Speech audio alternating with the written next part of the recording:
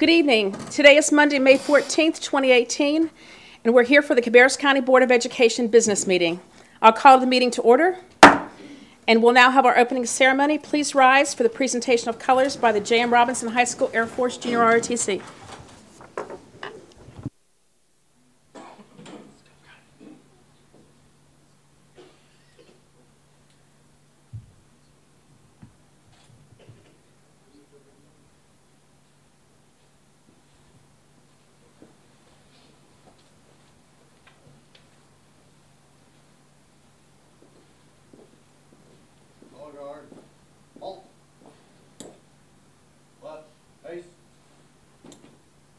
Freeze and colors.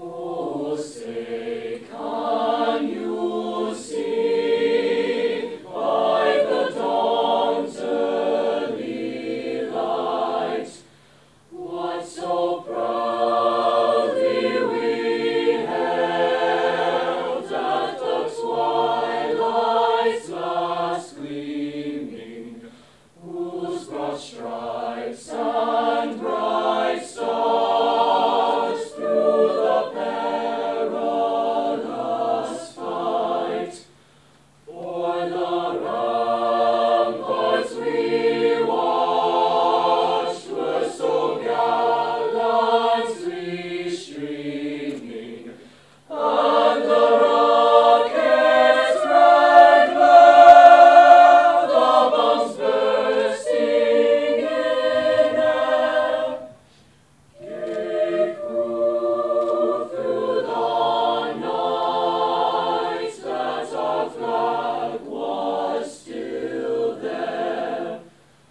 Oh, say does that star-spangled banner yet wave o'er the land of the free and the home of the brave? Carriage. Colors. Post.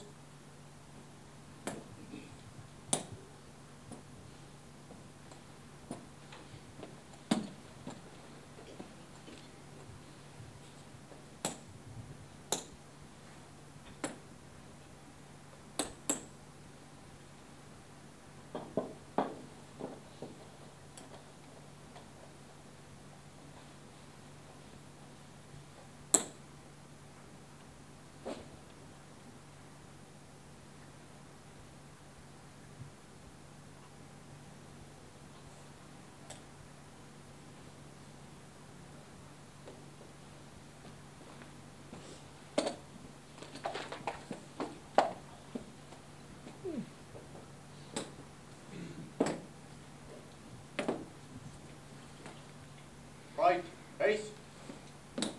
Forward, march.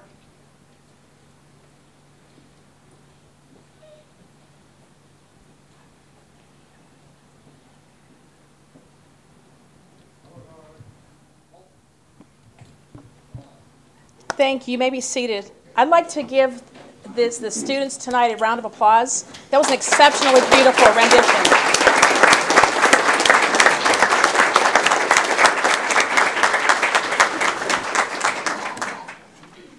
Good evening, ladies and gentlemen. My name is Kirby Treadway, and I'm the choral director here at Hickory Ridge High School.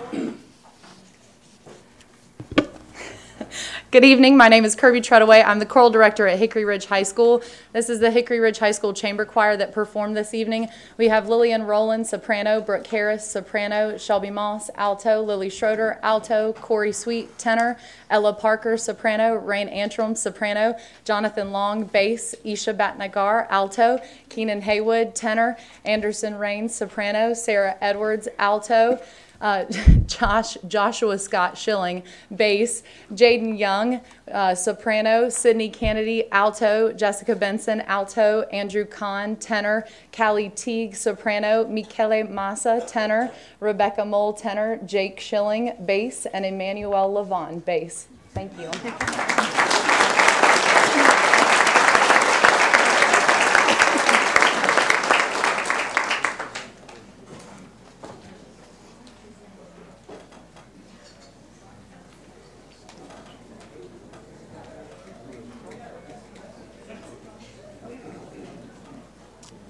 I'd like to also thank the Junior ROTC from Jam Robinson.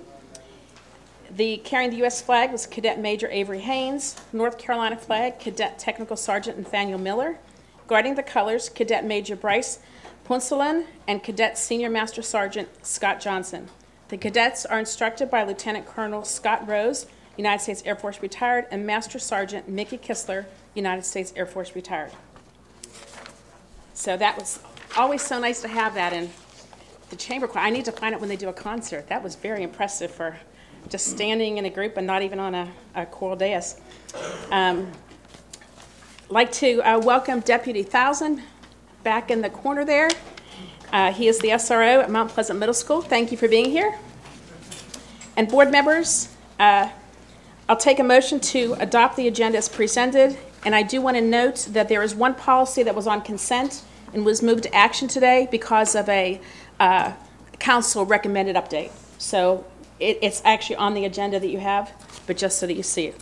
So motion to approve the agenda as presented. So moved, Madam Chair. Second. Dr. Kirk and Mr. Harrison, seconded. All in favor say aye. Aye. Any opposed? Okay, that passes 6-0.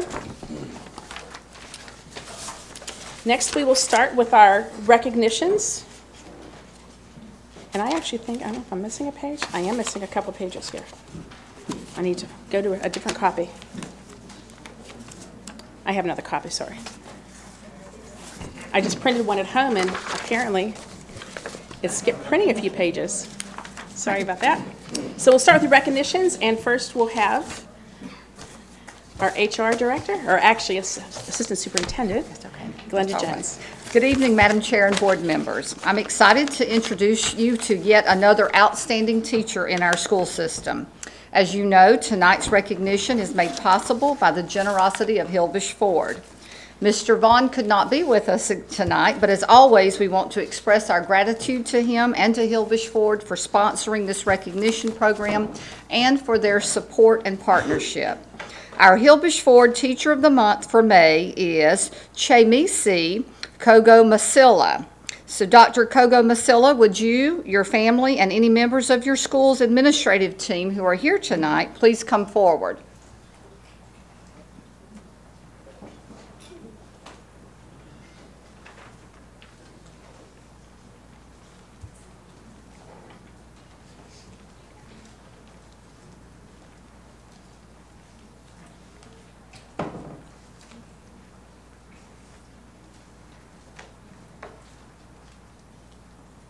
Okay, Dr. Kogo Masilla teaches food classes at Central Cabarrus High School.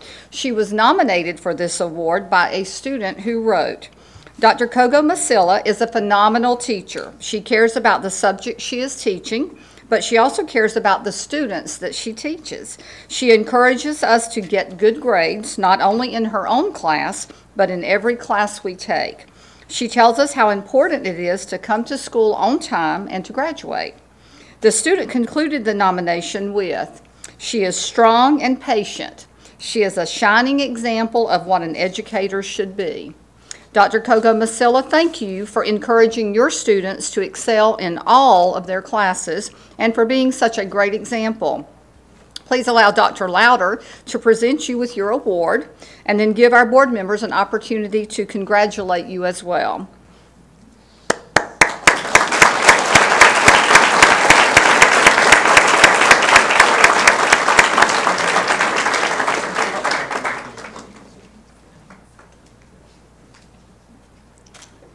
All right, on three. 1, 2, 3. Gotcha.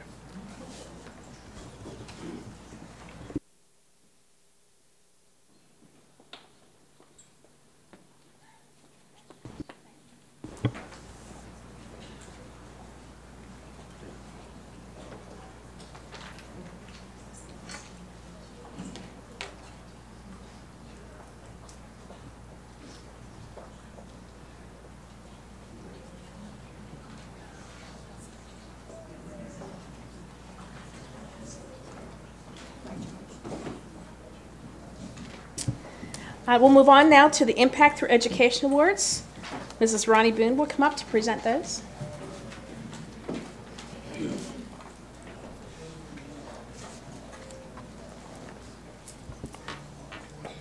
Good evening. Tonight we will recognize our final set of Impact Through Education Awards for the 2017-2018 school year. We want to say a special thank you to our sponsors for these awards all school year, Cabarrus Regional Chamber and also Concord Trophy. We also want to say thank you and welcome back to Mrs. Tina Platek and some of her broadcasting students from J.M. Robinson High School who are here this evening to gather more footage for another Impact Through Education Award feature for our TV 21. So hopefully you all have been watching and following those features on our cable channel. Congratulations to all of our Impact Through Education Award recipients this school year. And now it's my pleasure to introduce you to our May honorees. We will be presenting awards tonight to students and staff at Harrisburg Elementary School and Mount Pleasant High School. We'll begin with Harrisburg Elementary School, and I'd like to invite any members of the Harrisburg Elementary School administrative team to come forward to stand with their students and staff.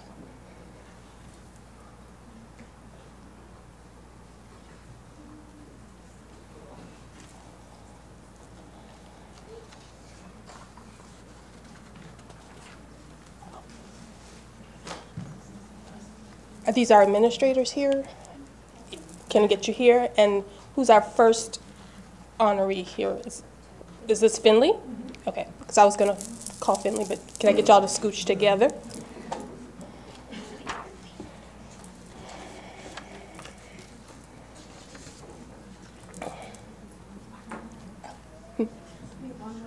Well, we do them individually. That's fine.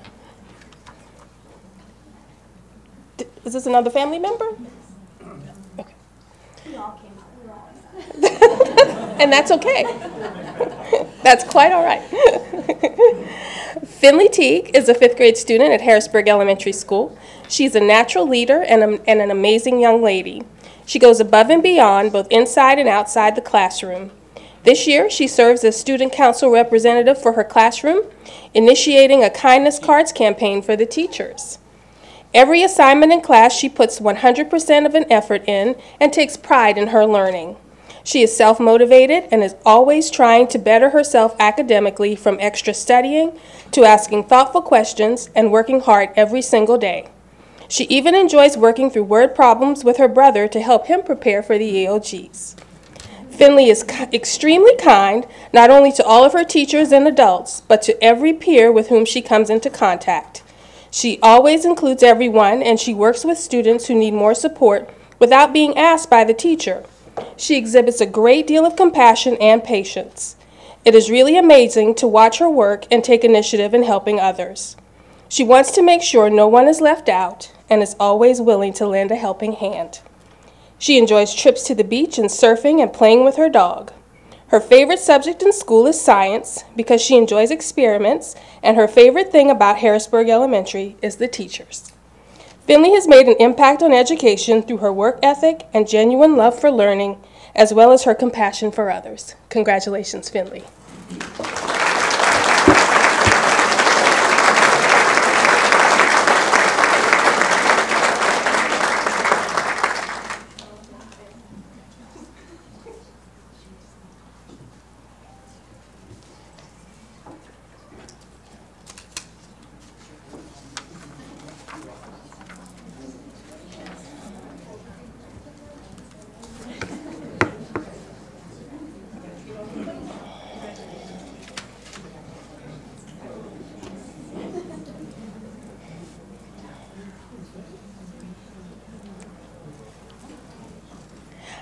Our next Impact Through Education Award honoree from Harrisburg Elementary is Arnav Karki. Would Arnav and his family please come forward?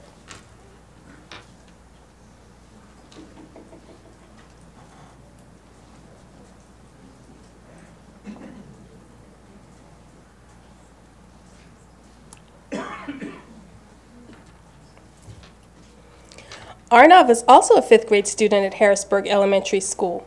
He is always smiling, and his teacher says he is one of the happiest kids she knows.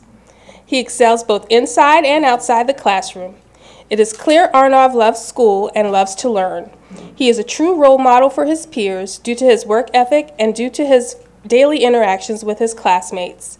Whether he is working in a small group in the classroom or playing kickball at recess, he always makes sure everyone is included and treated fairly.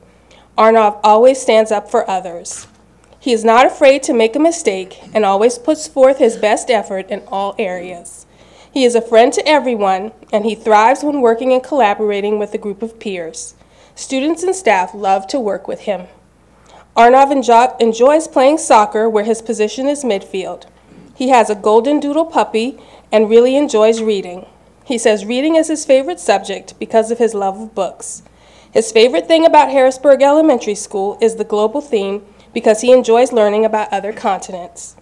Arnav's impact on education is evident in his approach to learning, his perseverance, and his positive outlook on school. Congratulations, Arnav.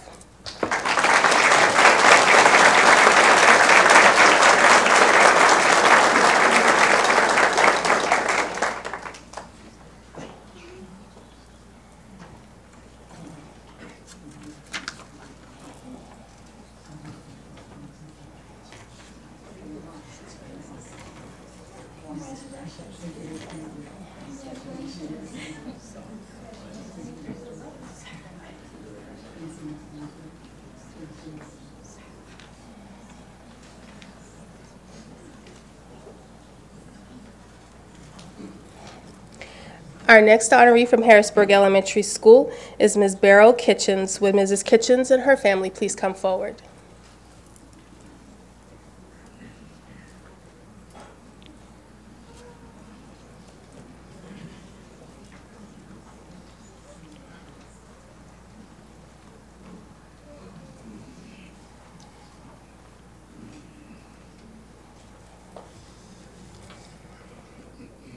Beryl Kitchens is a second grade teacher at Harrisburg Elementary School. This will be her 5th year at Harrisburg Elementary. Prior to teaching at Harrisburg, she was a tutor and interim at A.T. Allen Elementary School and completed her student teaching at Wolf Meadow. Before working at Harrisburg Elementary School, Mrs. Kitchens was a stay-at-home mom and was very involved in the Harrisburg Elementary PTA, serving as the Vice President of Volunteers and the Vice President of Fundraising.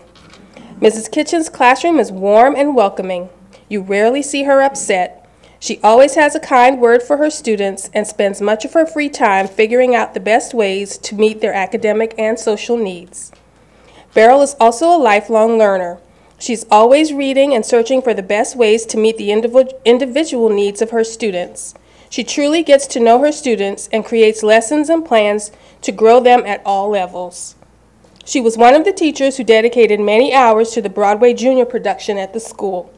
She enjoys sports and spending time with her family. Mrs. Kitchens is dedicated to her students and to her craft. She will work as hard as she can to grow as a teacher and to grow her students to their highest potential. Congratulations, Mrs. Kitchens.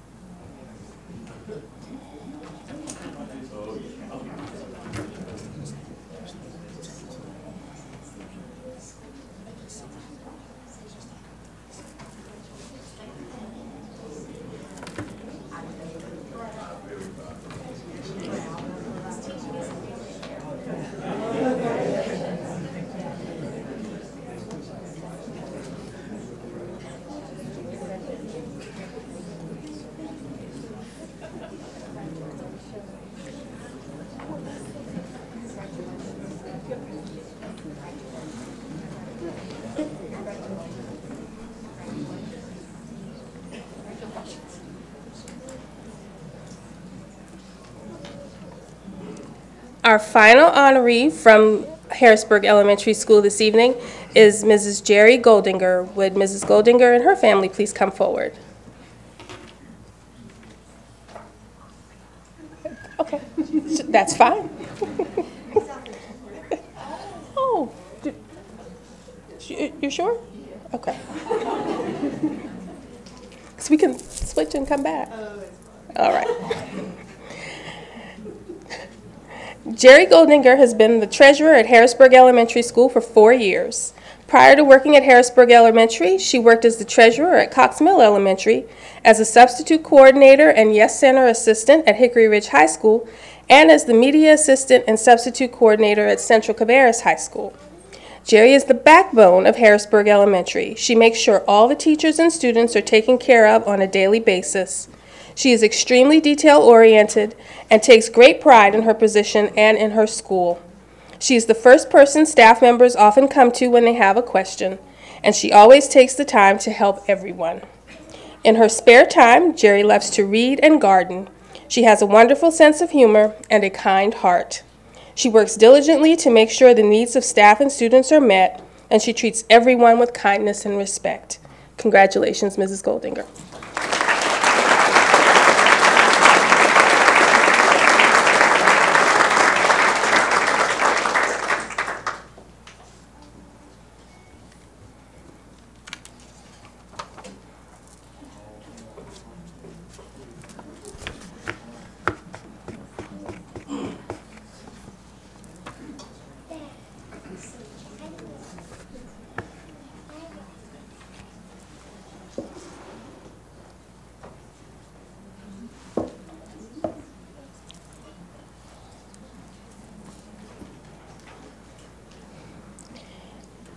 Now we'll move on to our Impact Through Education Awards for Mount Pleasant High School, and I'd like to invite any members of the Mount Pleasant High School administrative team to come forward at this time.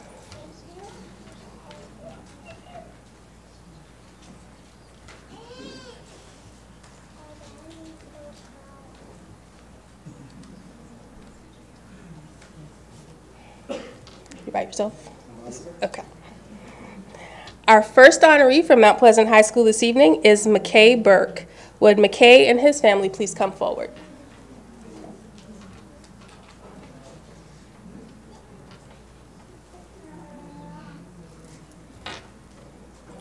McKay is a junior at Mount Pleasant High School. He is a driven young man with noble aspirations of making our world a better place. Since his freshman year, he has taken a leadership role in the progressive development of the school's Academy of Energy and Sustainability. He has spent many hours recruiting potential applicants, researching, developing environmentally friendly initiatives, and fundraising to meet the financial needs of each of those initiatives.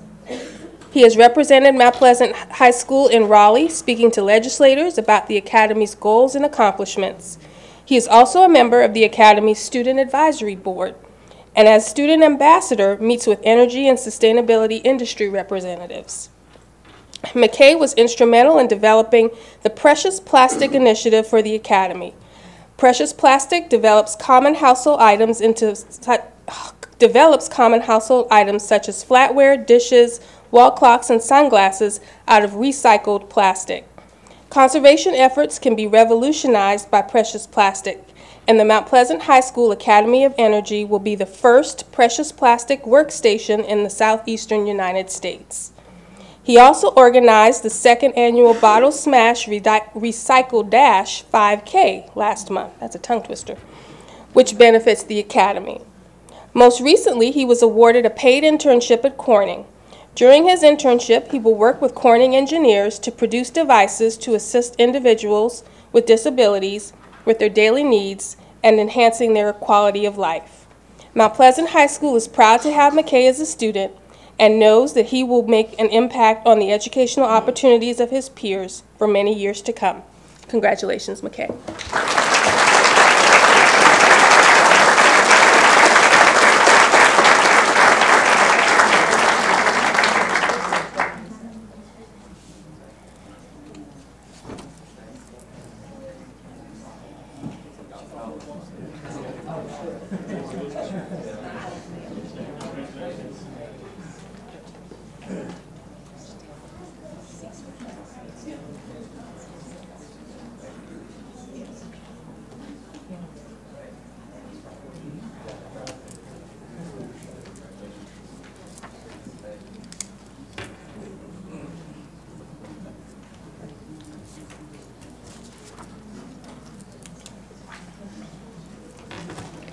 Our next Impact honoree from Mount Pleasant High School is Casey Lambert. Would Casey and her family please come forward?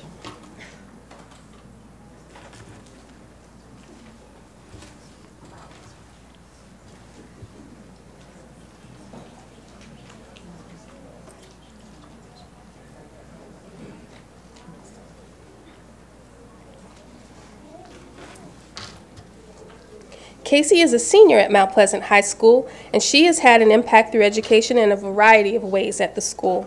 She is described as one of the nicest and most genuine people you will ever meet. At all times during the day, she speaks to everyone in the hallways between classes.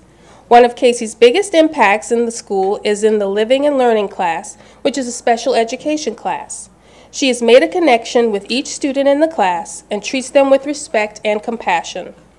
Casey also volunteers her time working with Project Unify, Special Olympics, and cadet teaching. Casey has had a true impact on education at Mount Pleasant High School.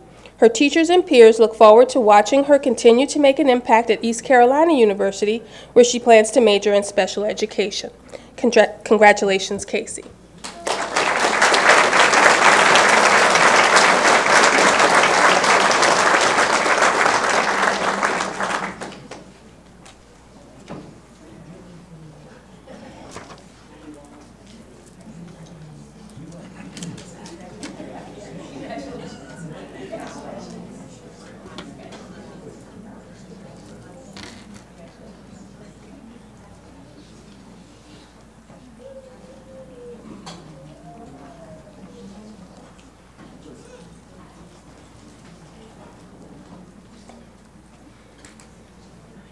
Our next honoree from Mount Pleasant High School is Chief Master Sergeant Kevin McLaughlin.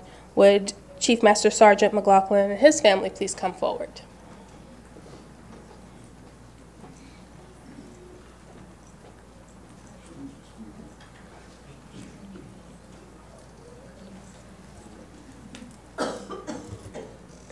Kevin McLaughlin retired from the United States Air Force in 2005 after 28 years of active duty. During that time, he served both stateside and abroad in locations such as Portugal, Greece, and Saudi Arabia. He began his career at Mount Pleasant High School as head of the Air Force Junior ROTC program. Chief McLaughlin will retire from Mount Pleasant High School on June 30th. He plans to pursue his passion of wild river canoeing while attending to his long overdue honey-do list. His best memory of his teaching career will be his knowledge that in some small way he has had a part in guiding students in the paths of greatness. One example, Chief McLaughlin recently learned that a previous Mount Pleasant High School cadet was chosen to pilot the B-2 stealth bomber, a $2 billion piece of government property. Not too bad for a Mount Pleasant graduate. Thank you, Chief, for your service to our nation and to the students at Mount Pleasant High School. Congratulations on receiving this award and on your retirement.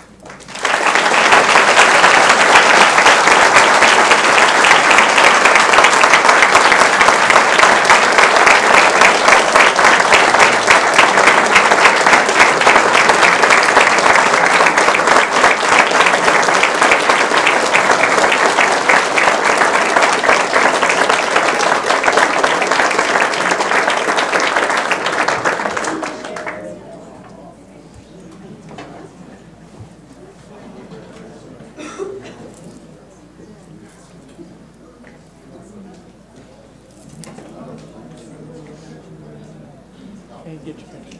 Oh.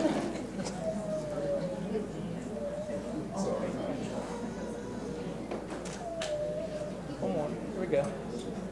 Got it. Thank you.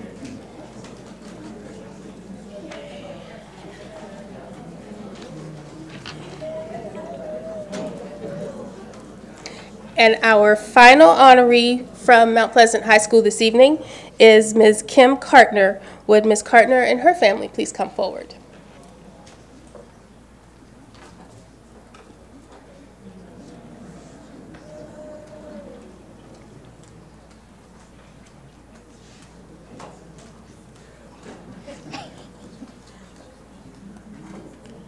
They don't want to come up? Okay, all right. Kim Cartner is a dedicated Mount Pleasant High School staff member who works tirelessly to ensure the safety of the students and the order of the front office. She has worked at Mount Pleasant High School for many years and knows nearly all the students and parents by name. She cares and worries about the students at Mount Pleasant High School as if they were her own. When you enter the office, you are greeted with a warm smile and caring heart. Oftentimes, there is a lot going on in the front office at once, and Mrs. Cartner handles it all in stride. Her strong will and faith guide her when times are difficult. Mount Pleasant High School is a better place because of Mrs. Cartner. She is a stellar example of the saying, kids don't know how much you care until they know how, kids don't care how much you know until they know how much you care. Congratulations, Mrs. Cartner, and thank you for making an impact through education at Mount Pleasant High School.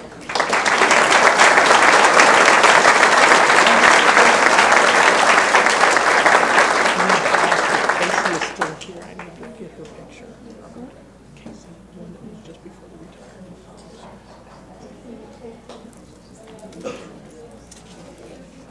The camera died. okay. Not-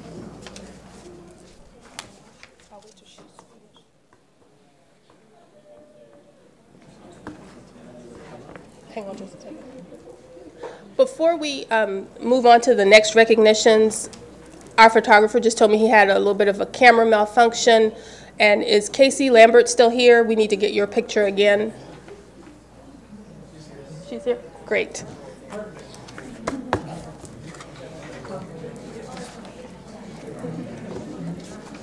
That's right up there. Perfect. Thank you. Thank you. Thank you, Mrs. Boone. Our next agenda item, welcome Mr. John Bass-Fleece to share academic honors of our students.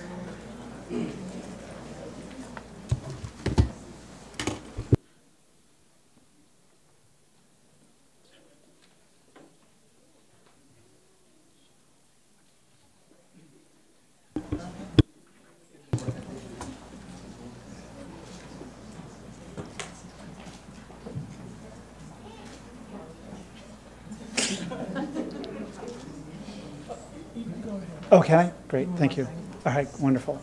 Ladies and gentlemen of the board, it is my extreme honor to be able to present to you this group of significant scholars and scholarship recipients this evening. Each of these students has received recognition for their outstanding work. There is no doubt the school counselors who submitted their names did so with a great sense of pride for these young men and women. But before we recognize them, I'd like to take a moment and ask their parents, grandparents, and caregivers to stand for just a moment.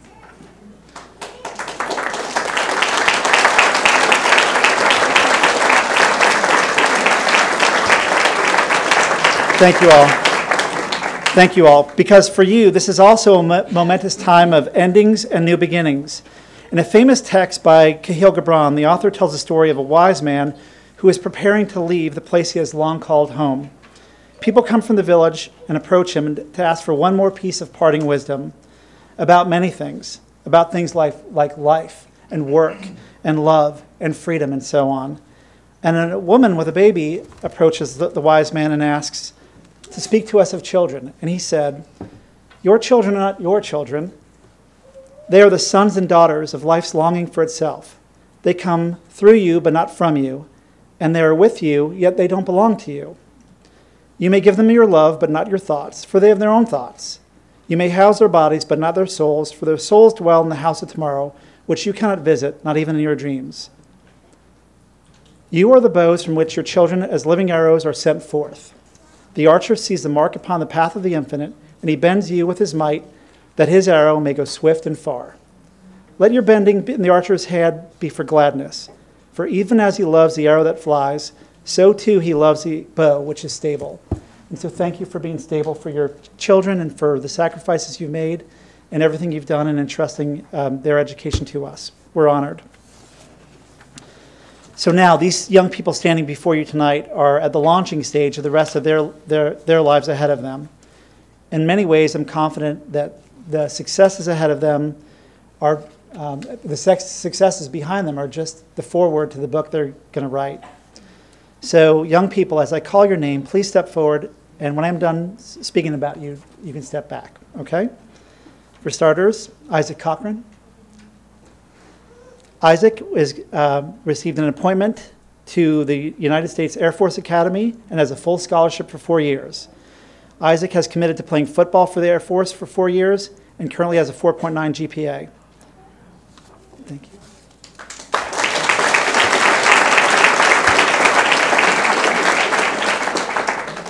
Eka Abong. Eka Abong has received the Benjamin N. Duke Scholarship, which is funded by the Duke Endowment and receives full support for 4 years at Duke University. Eka is a IB student at Concord High School and has a grade point average of 5.1, participates in theater, National Honor Society, and has also participated in National Spanish Honors. Thank you. Okay.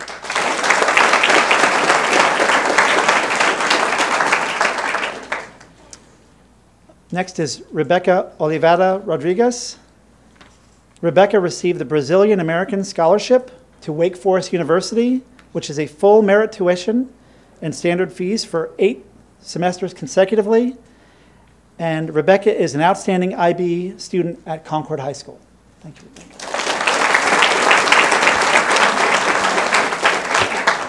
Next, from Central Cabarrus High School, we have Savannah Bradley. Savannah received the Thomas Wolfe Scholarship, which offers 4 full years of financial support. Savannah will pursue her major in journalism at UNC Chapel Hill. An interesting fact about the scholarship process is that it was rigorous. It required that she submitted 50 pages of prose, 40 pages in poetry, and 60 pages in playwriting in English. So, amazing. Thank you.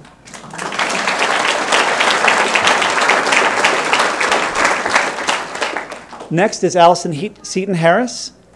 Allison will be going to NC State. She is going to be a North Carolina Teaching Fellow. The first North Carolina Teaching Fellows class represents the best and brightest prospective teachers our state has to offer. Allison will major in mathematics education. Thank you.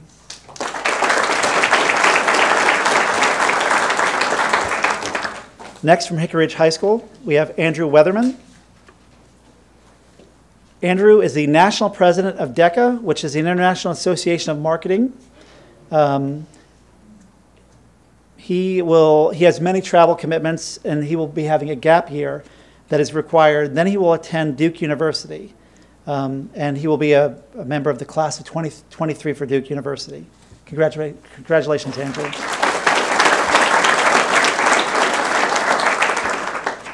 Next, also from Hickory Ridge High School, is Satya Lakayo. This is a great story. Satya was accepted to Princeton University and will plan to become an astrophysicist. Congratulations, Satya.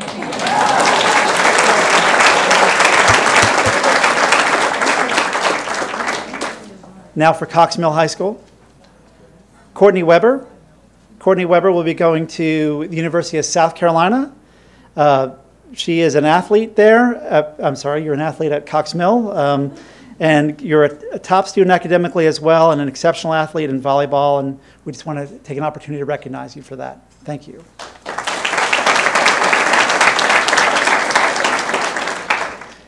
Jillian Taylor. Hi, Jillian.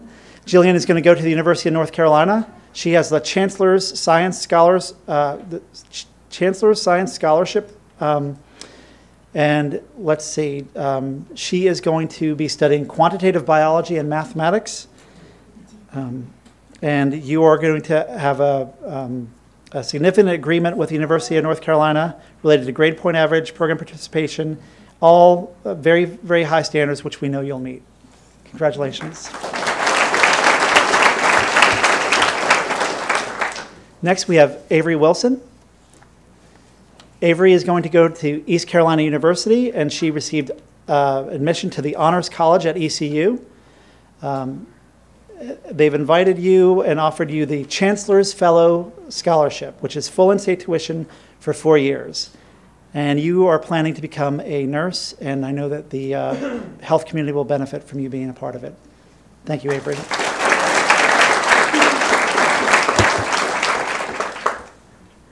Alina Archibald is also from Cox Mill High School. Alina will be attending Howard University, where she's received a merit-based scholarship that is renewable. She'll be studying pre-med, which possibly includes anesthesiology or genetics. She's also received an Ambassador Girl Scout Award. Did I get that right? The Gold Award for Girl Scouts. Even better. So, all right. Thank you.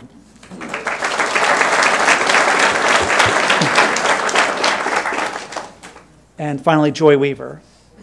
Joy is going to be attending North Carolina A&T. Joy received a scholarship that covers her fees, room, board, and tuition for 8 semesters. She is going to be studying biology and is also pre-med from Cox Mill.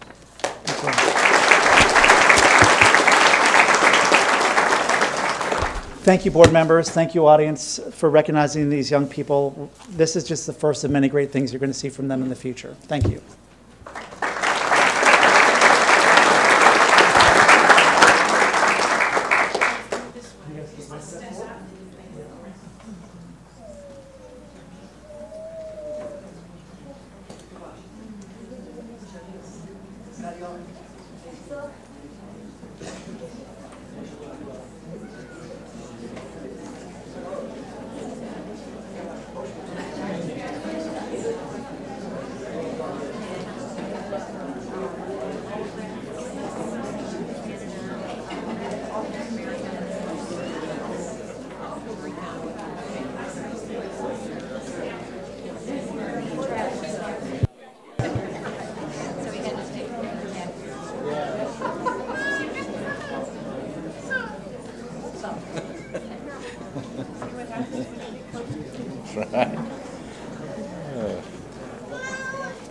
If we ever wonder on those days, and even for the educators here, that sometimes you think you can't get through a day because you have a difficult child or a difficult at home or maybe a challenge in the classroom, then we see these accomplishments. It's just incredible. So now we will welcome Mr. Brian Tyson for our athletic honors. Good evening, board members. We're going to recognize some state championships, some state champions from the winter. We've had a great year in athletics this year. We've still got a lot of folks in the spring sports, so can't recognize them tonight. We got baseball teams, softball teams still in the playoffs, and the track state championships are this weekend, so we'll be seeing some of those folks shortly as well. First of all, I'd like to introduce some individual state champions. I'd like for Cade McDonald to come forward and Tyler Greger to come forward.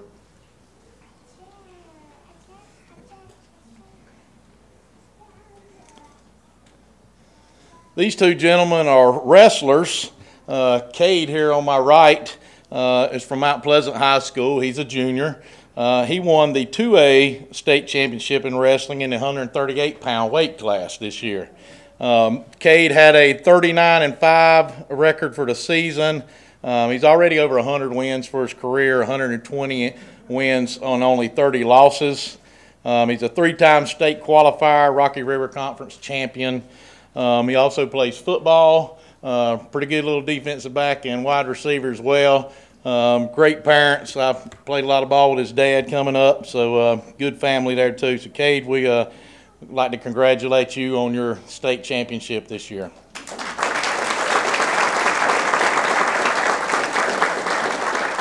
Now Tyler on my left, we all ought to recognize him. He's been up here quite a few times.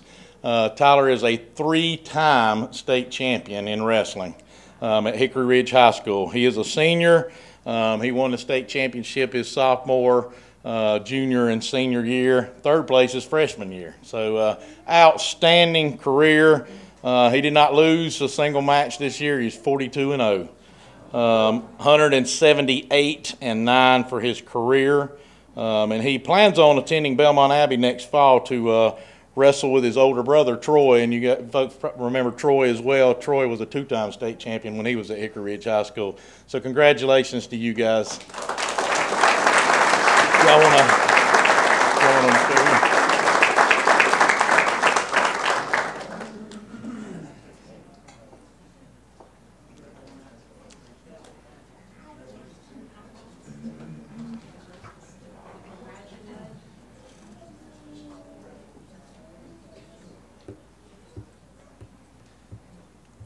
We also had one other state champion, was Patrick O'Brien from Cox Mill. He had other plans tonight. I think he's out diving still. Three-time state champion in diving. Could not attend tonight. We also had, we're all aware of the Cox Mill boys basketball team winning the back-to-back state championships. They've kind of been on the recognition tour lately. And a lot of them have had some things coming up as well. And Principal Todd Smith is here in attendance tonight. I think it's really Todd Smith making them stay at school and practice tonight, trying to get another state championship. And that's one reason we call him the Hammer. So he's making them grind. So we have two other recognitions to do. Is the North Carolina High School Athletic Association's Commissioner's Cup Award winners. And I'd like for Mount Pleasant High School's Awesome Club to come forward. Our plan. To get in touch with our community. Our plan. To provide outreach to those in need. Our plan. To unify our school. Our plan. To spread awareness for important causes. Our plan.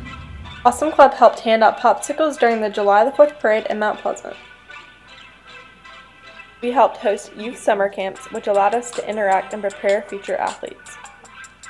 During May and October, we volunteered at several races and events held at Charlotte Motor Speedway to help raise money to provide outreach to those in need. During October, Awesome Club set up a Pink Day to show our support for breast cancer awareness. We also hosted our 10th annual King of the Court. We were later recognized by the Northeast Foundation for donating over $75,000 from this annual event in a span of 10 years and donated over $14,000 this past year.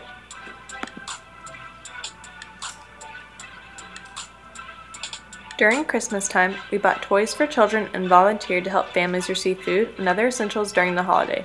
We hope to spread the Christmas cheer.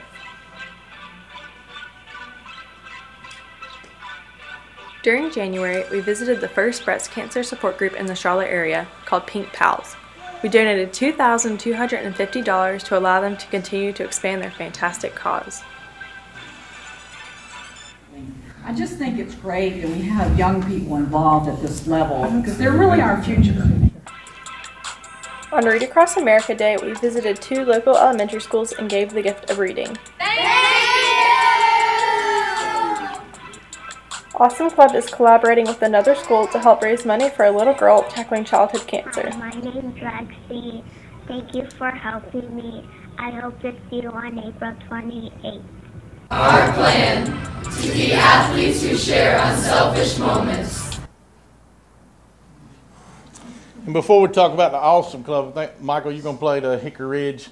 We had another winner as well in Hickory Ridge High School softball team. Very prestigious award for the Commissioner's Cup that goes to these folks.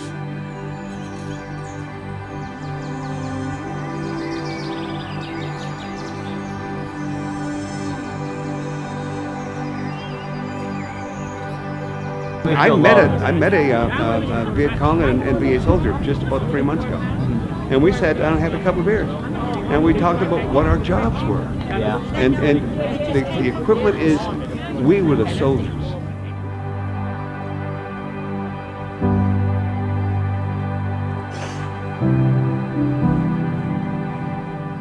To all the men and women of the United States Armed Forces now in the Middle East, the peace of a troubled world and the hopes of an oppressed people now depend on you.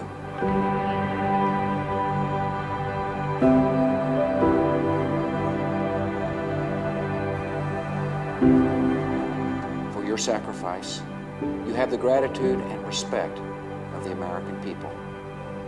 And you can know that our forces will be coming home as soon as their work is done.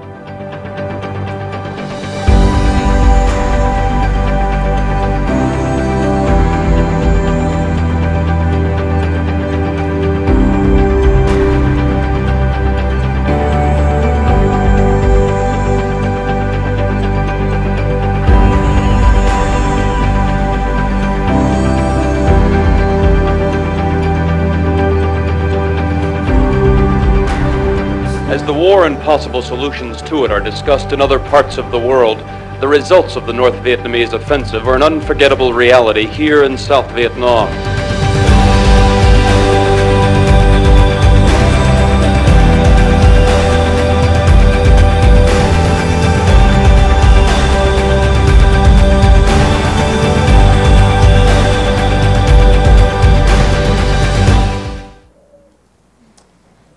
As you can see, there's a lot of good things going on the playing field, but there's a lot of good things going on off the playing field as well. These folks are doing great things in their community. Hickory Ridge's softball team cannot be here tonight. They're preparing for their third-round playoff game tomorrow night against Providence High School. But we did want to bring in Mount Pleasant High School. This is their fourth year of winning this award. And this is a prestigious award. It only goes to two schools in each of the four classifications. So it's pretty hard to win, and they just do an outstanding job in our community. And with them tonight is Michael Landers, their co-advisor. Ashley Pethel is also an advisor for the awesome team as well. So thank you folks for all that you do for our community. Congratulations.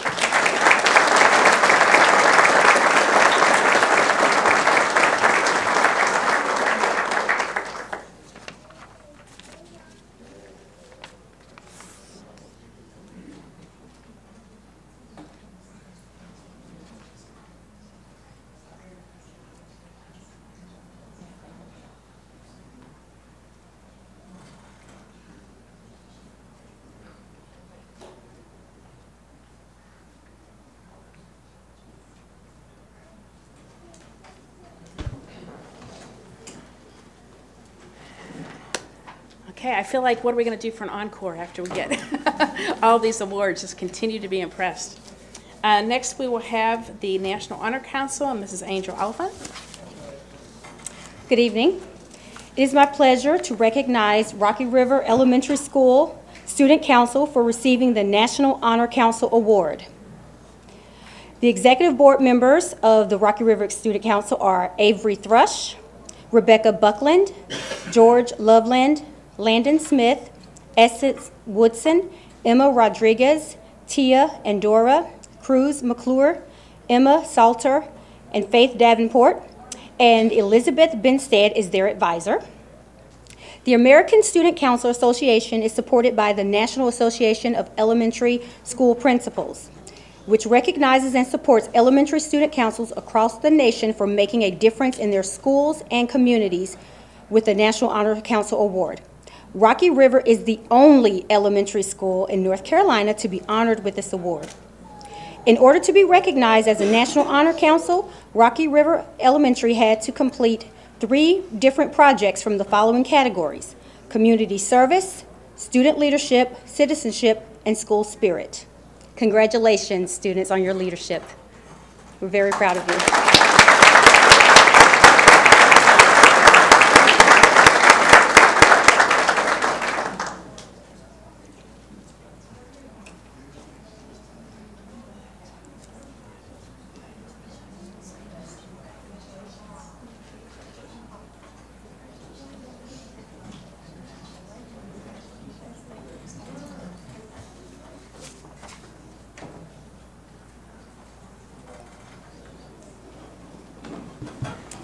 Okay, next we'll have the young authors. Ms. Oliphant will stay with us. Yes. With the following authors, please come to the front when I call your name. Harper Arrowwood from Odell Primary School. Landon Call from A.T. Allen Elementary School. Kate Chappelle from C.C. Griffin Middle School.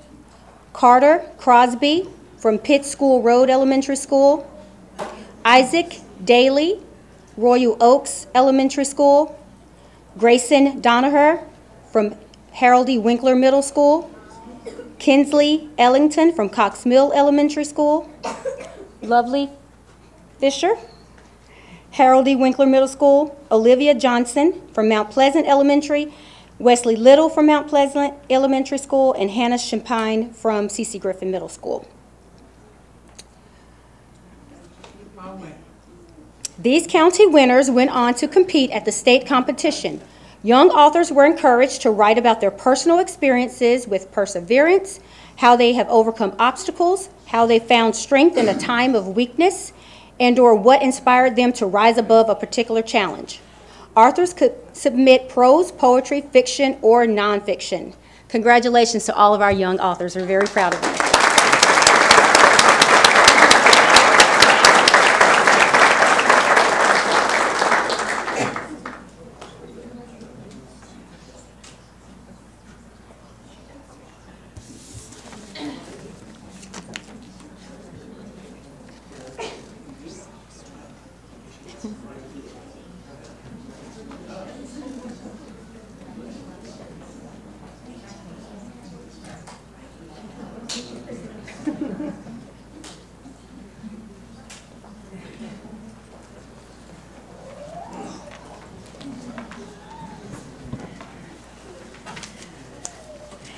Thank you. Our next item on the agenda is 4.07, the Career and Technical Education State Champions. And Mr. Rusty Parker, before you start, I just want to clarify, Eileen, Ms. Rowe, for the minutes. The organization who Andrew was just here as one of the scholarship winners being recognized, he's the national president of the organization. And he clarified that they are no longer using the spelling, the words for DECA. They are just called DECA. So if you would remove any reference to distributive education clubs, that is a previous reference. So we want to make sure we record this correctly. So Mr. Parker? He emailed us today saying that, so Yes. thank you for clarifying that. We're going to recognize DECA first. If they want to come in. DECA clubs actually are the Career and Technical Education student organization for the marketing programs. So the students that you'll see here are enrolled in our marketing programs. This year's state conference was held March the 8th through the 10th in Greensboro at the Corey Convention Center. This evening we have Elijah Summer and Andrew Weatherman. Elijah is actually from Cox Mill High School, and he won first place in the Automotive Service Marketing contest. And then also Andrew won first place in the Marketing Communications contest. That's a mouthful. Congratulations to both you guys.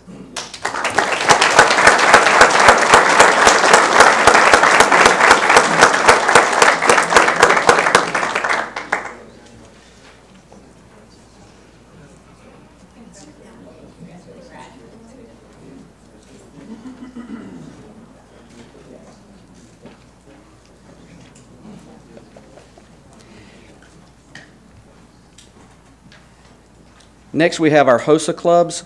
HOSA stands for Health Occupation Students of America. And this year, HOSA is actually a club that represents health sciences programs in career and technical education. This year's state conference was held March the 21st through the 24th in Greensboro, and it was also at the Corey Convention Center. And we have with us this evening, and make sure I say this right, Anushka Deshmuth. Got it right, I practiced. Cox Mill High School, and congratulations, she won first place in medical law and ethics. And then also Kayla Eifeld from Hickory Ridge High School, Home Health Aid, first place winner. Congratulations.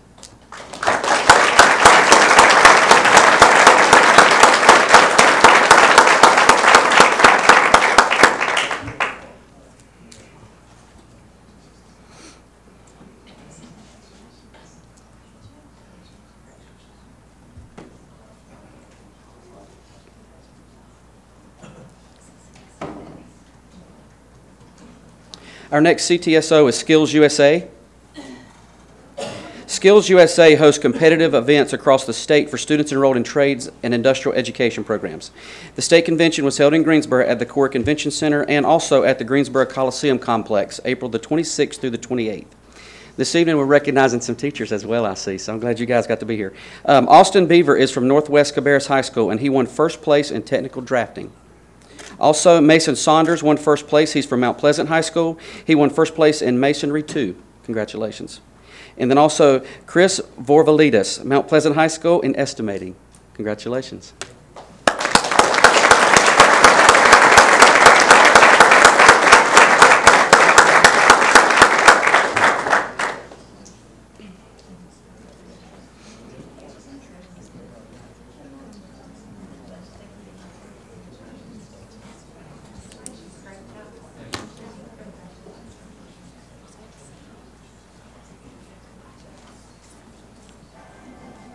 Next, we have FCCLA, which is Family, Career, and Community Leaders of America. FCCLA clubs are the Career and Technical Student Organization for the Family and Consumer Sciences programs. This year's state conference was also held in Greensboro at the Corey Convention Center April 9th through the 11th. First on the list, actually some of these events were group events, so I'll read a couple names, and they won as a group. Margaret Castine, Madison Powell from Central Cabarrus High School, Giving to the Homeless Chapter Service Project and Chapter Service Display. They won first place. Also, Reagan Earnhardt and Brooke Hawley from Central Cabarrus. They won National Programs in Action, which was texting while driving. That's a good topic. And then also Taylor Kaisers from Central Cabarrus High School won for Career Investigations. Congratulations to all of you.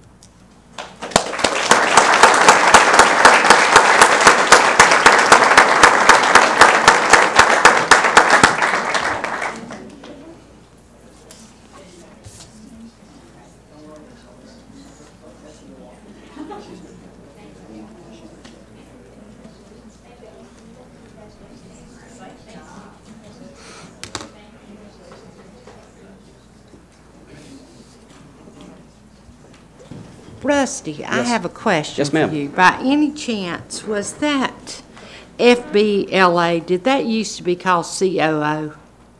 Or do you remember?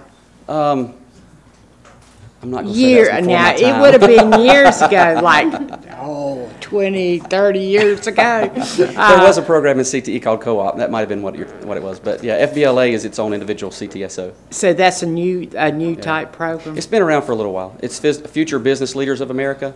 Okay. And we had some winners, actually. They were not here this evening, but we had some winners for that club. But yeah, that's what Future Business Leaders of America is all about. Because COO was office business type thing. That's exactly what it was. Yes, And ma'am. I just wondered if that FBLA was the same type thing. Yep. Okay, It's those thank courses you. in that program are exactly what that club is. So you're right. Okay, because I took COO. So you would have been in FBLA. Yeah, that would have been you. The next CTSO is the Technology Student Association. It's TSA. And they also were in competition as a group. So I'm going to read the first group was Connor Burke, Isaac Kunish, Chris Little, I don't believe is here, Blaine Mercer, and then Colton Roberts. They were from Central Cabarrus High School, and they won for digital video production. Also, Samantha Knapp from Central Cabarrus High School won for essays on technology. Congratulations to all of you.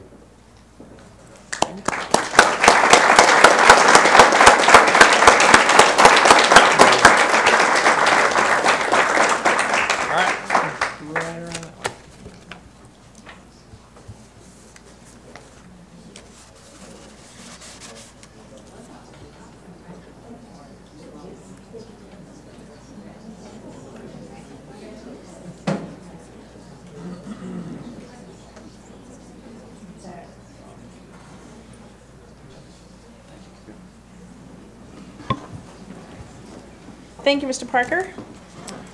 Next, agenda item 4.08, the VEX Robotics State Champions, and Ms. Nicole Sandor. Is she here? Oh, there she is.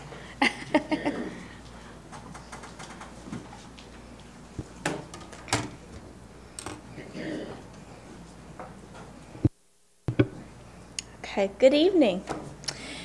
Cabarrus County is wrapping up a historical year after the successful implementation of a district-wide grant of VEX Competitive Robotics. Cabarrus County's accomplishment was recently recognized at VEX World Competition by the CEO himself. So we want to start off first by welcoming in the J.M. Robinson VEX Robotics team, so if they can come on in.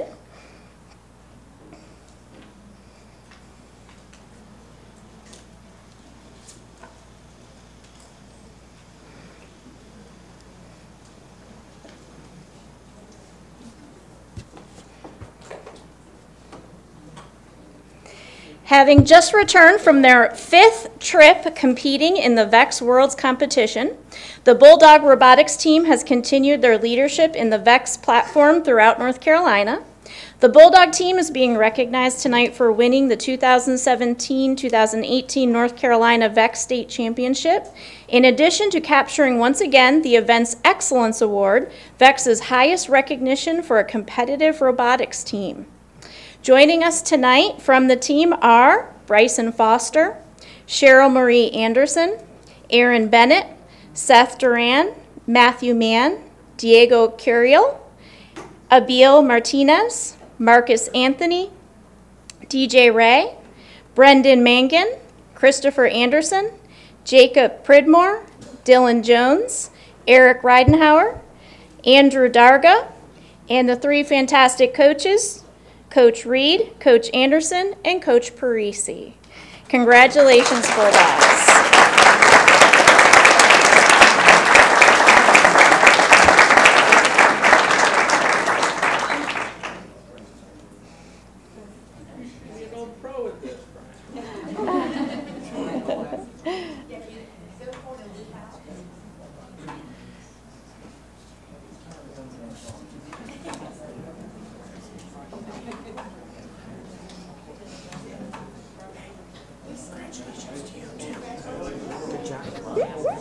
You guys rock. I know, I had to hold back.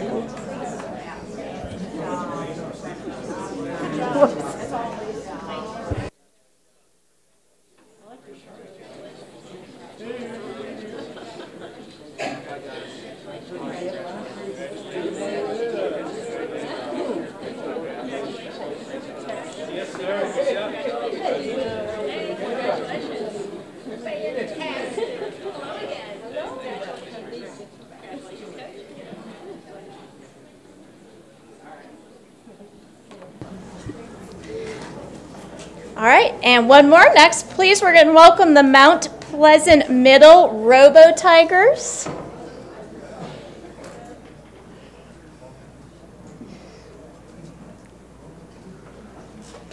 The Mount Pleasant Middle Robo Tigers were the IQ Team Challenge State Champions this year and were also rewarded the STEM Research Project Award. This was the team's very first year in competition robotics, and they have recently returned from competing in VEX Worlds. Quite the amazing success story. Congratulations to Aiden Gifford, Charlie Coley, Cody Wyatt, Emma Layton, and their coach, Zachary Trivet.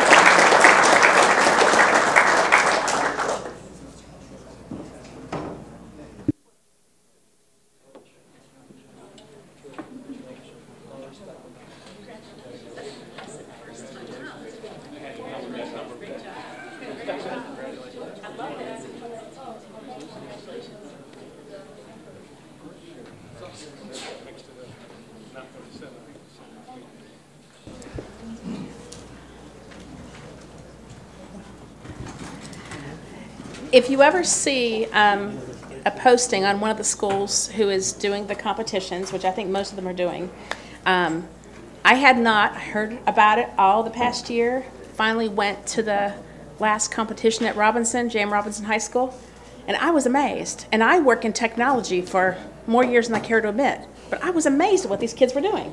So impressive. So next we will have agenda item 4.09, Fine Arts Honors, and Dr. Crystal Hill. Good evening. We are really excited about the opportunity tonight to recognize the following performing arts groups and individuals for their honors, awards, and achievements at the state level or higher. We are going to begin with high school band.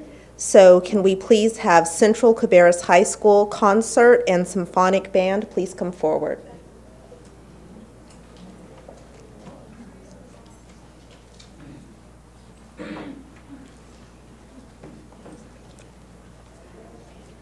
The Central Cabarrus High School Concert and Symphonic Band is under the direction of Mr. Tyler Stark. Both ensembles received a superior, the highest rating for their performance at the South Central District Music Performance Adjudication event. Congratulations on your honor.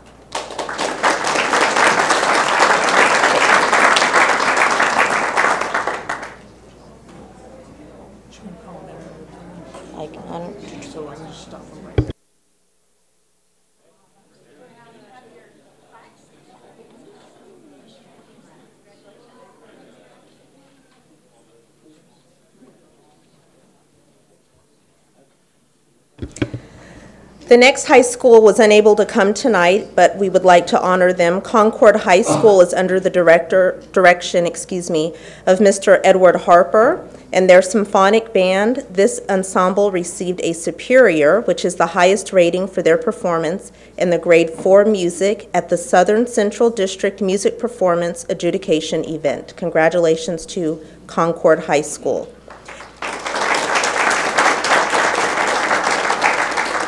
Next, we have Hickory Ridge High School. We are going to begin with the concert band and symphonic band. They are under the direction of Mr. Christopher White.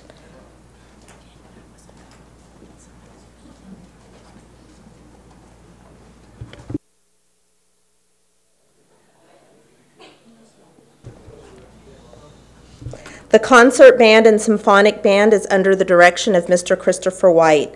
Both ensembles earned the highest possible rating of straight superiors for their performance at the South Central District Music Performance Adjudication event. Congratulations to our concert band and symphonic band from Hickory Ridge High School.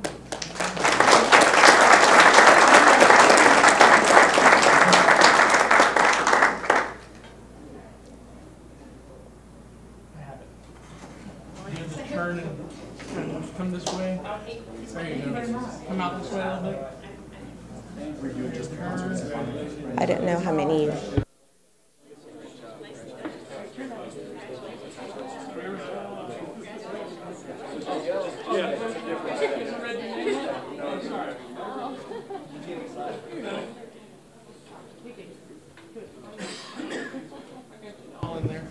I'm sorry. I didn't know this was all of Hickory Ridge High School.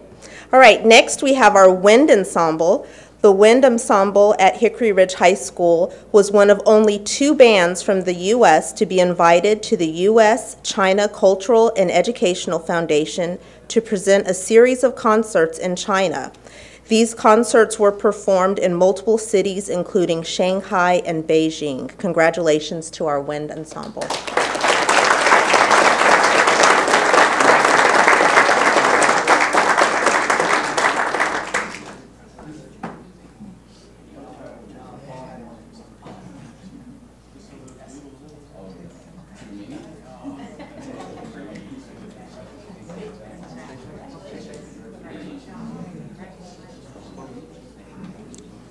And last but not least, from Hickory Ridge High School, we have our individual winner, Robert Lanier.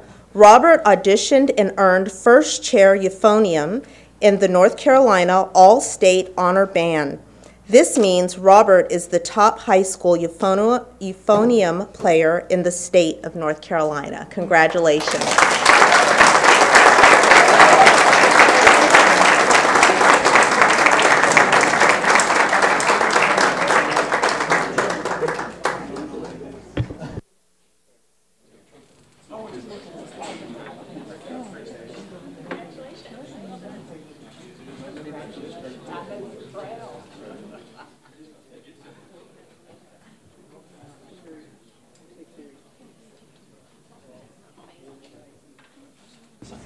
Next, we have J.M. Robinson High School under the direction of Mr. Drew Carter. If we can please have the concert band and the symphonic band please come forward. We'll begin with the concert band. This ensemble received a superior, which is the highest rating for their performance in the grade 3 music at the South Central District Music Performance Adjudication event. Congratulations to the concert band at J.M. Robinson High School. Okay, concert band.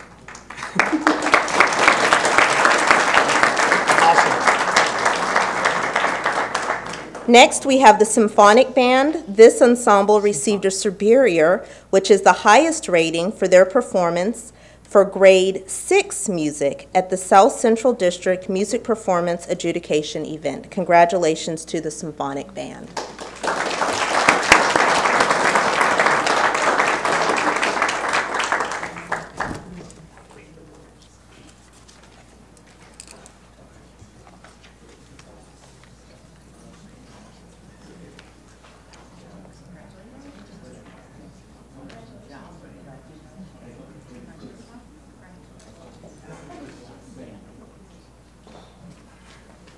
Next, we have Mount Pleasant High School under the direction of William Bart Tolbert.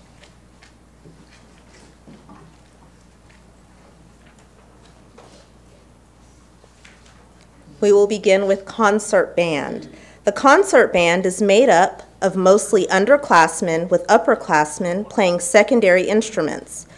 The ensemble received a superior, which is the highest rating for their performance in grade 3 music at the South Central District Music Performance Adjudication event. Congratulations to the concert band.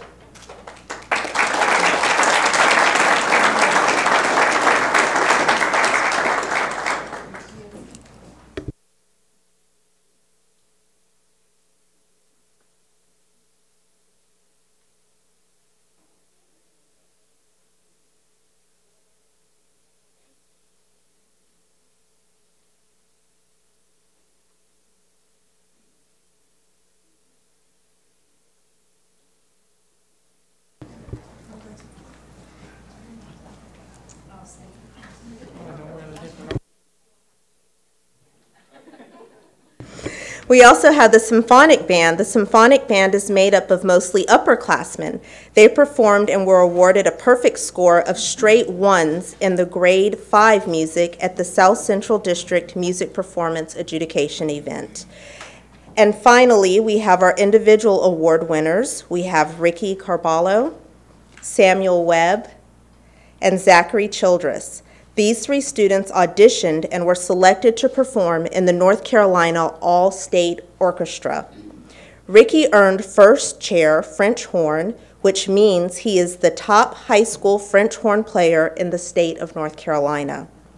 Ricky plans to study music performance at UNC Greensboro.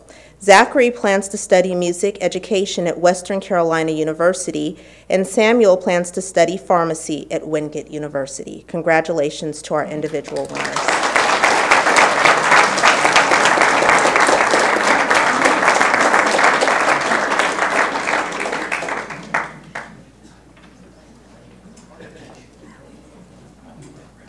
We will now move to high school chorus. Will Central Cabarrus High School, under the direction of Mr. Ethan Price, please come forward?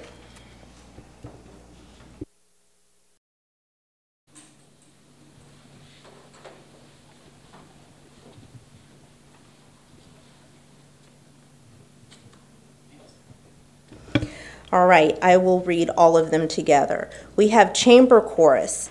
At MPA, which is the Music Performance Adjudication, this ensemble received a superior rating, which is the highest rating available in sight reading and performance grade 6 music.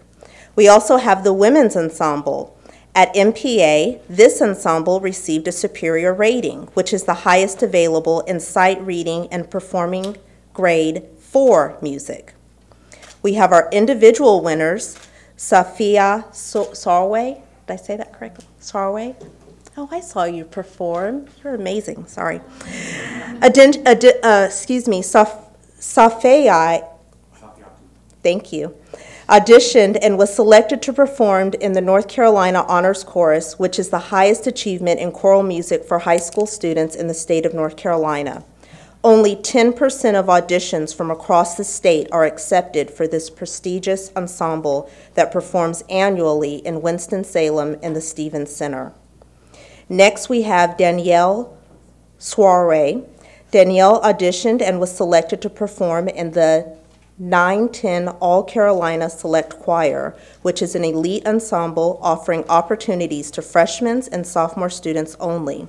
Only 20% of auditions from across the Carolinas are accepted for this prestigious ensemble that performs annually in Wingate, North Carolina at the Bate Center for Performing Arts.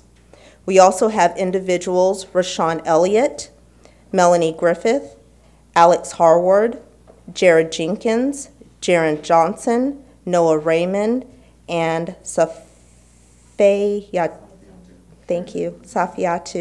Soiree. These students are selected to perform in the Mars Hill University Choral Festival, which is a prestigious program offering opportunities to exceptionally talented singers. Only 20% of auditions from across the state are accepted for this elite ensemble that performs annually in Mars Hill, North Carolina at the Moore Auditorium. Congratulations to our award winners.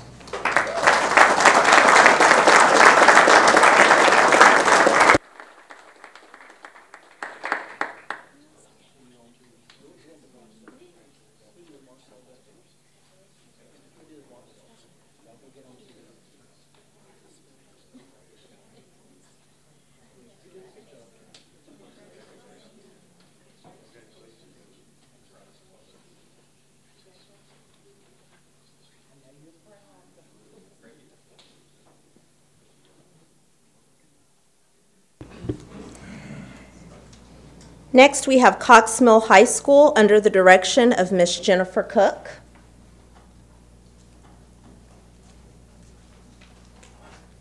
We have individual award winners tonight, Miles Arnold and Allison McGee.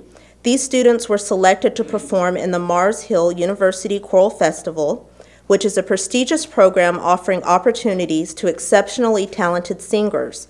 Only 20% of auditions from across the state are accepted for this elite ensemble that performs annually in Mars Hill, North Carolina at the Moore Auditorium. Congratulations on your honor.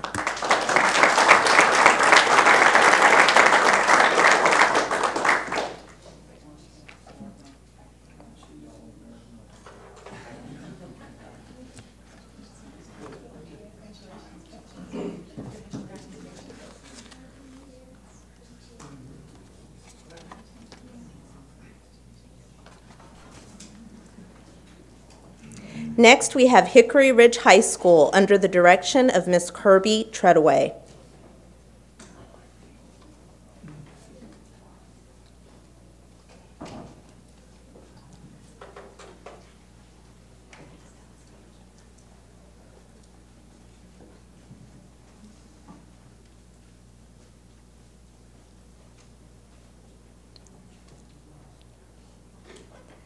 We have several awards under the direction of Miss Kirby Treadaway, and I will read them all at once. We have the Chamber Choir. At the music performance adjudication, this ensemble received a superior rating, which is the highest available in sight reading and performance grade 6 music. We have the Advanced Women's Chorus. At MPA, this ensemble received a superior rating, which is the highest available in sight reading and performance grade 5 music. We have individuals, Andrew Kahn, Jonathan Long, Shelby Moss, and Shelby Starr. These students auditioned and were selected to perform in the North Carolina Honors Chorus, which is the highest achievement in choral music for high school students in the state of North Carolina. Only 10% of auditions from across the state are accepted for this prestigious ensemble that performs annually in Winston-Salem and the Stevens Center. We have individual award winners, Bryson Battle, Ashley Byers, Corrine Carr, and J.D. Hagler. These students auditioned and were selected to perform in the 910 All-Carolina Select Choir, which is an elite ensemble offering opportunities to freshmen and sophomore students only. Only 20% of auditions from across the Carolinas are accepted for this prestigious ensemble that performs annually in Wingate, North Carolina at the Bates Center for Performing Arts. We have individuals Owen Barber, Jessica Benson, Sarah Edwards, Keenan Haywood, Andrew Kahn, Jonathan Long, and Lillian Rowland. These students were selected to perform in Mars Hill University Choral Festival, which is a prestigious ensemble offering opportunities for exceptionally talented young singers. Only 20% of auditions from across the state are accepted for this elite ensemble that performs annually in Mars Hill, North Carolina at the Moore Auditorium. Congratulations to Hickory Ridge High School under the direction of Ms. Kirby Treadway.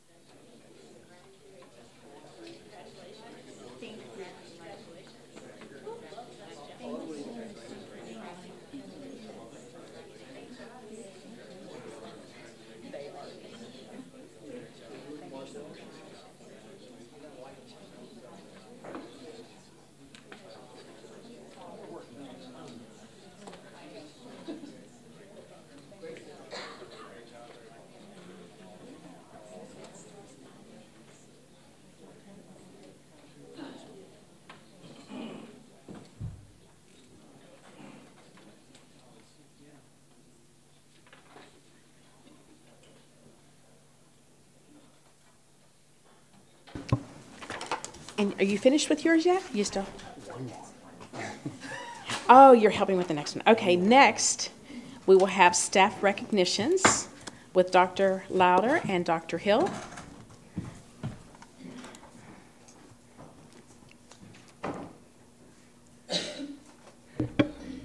At this time, I am pleased to present to you the Promising Practice Award. Will Michelle McCartan, Mandy Kinfield, and Tara Willis from Weddington Hills Elementary School, along with members from their administration, please come forward.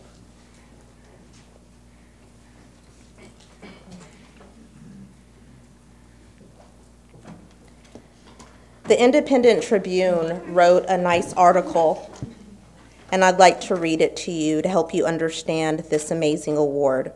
Weddington Hills Elementary School AIG teacher Michelle McCartan and autism teachers Tara Willis and Amanda Kentfield, along with other school colleagues, we recently attended the 2017 National Forum on Character Education in Washington, D.C. to celebrate winning the Promising Practices Award for the Empathy Partners Project. The project involves a personal and academic partnership between 4th and 5th grade AIG students and the autistic students at Weddington Hills Elementary School. The partnership creates an environment that nurtures the attitudes of cooperation, respect, and empathy. Nikki Sandor, Cabarrus County Schools Gifted Education Coordinator, said the students are discovering how they are alike and what makes them different through the project. They are also partnering with classroom experiences, guest speakers, visits, and off-campus experiences. While the AIG students develop an understanding of autistic behaviors, their characters further developed by virtue of becoming more open-minded. Similarly, the AU students are demonstrating positive behaviors and building friendships outside of their self-contained classrooms. As teachers, we do our best to place particular focus on empathy in our lessons and activities. Often, we, society, become so entrenched in being progressive and innovative that we lose sight of what may be the two greatest catalysts to personal development, kindness and understanding. Ms. McCartan said, "This was the tenor of the conference. I'm inspired from all and have learned and am so proud that our education program was selected for a Promising Practices Award." Congratulations to Weddington Hills Elementary.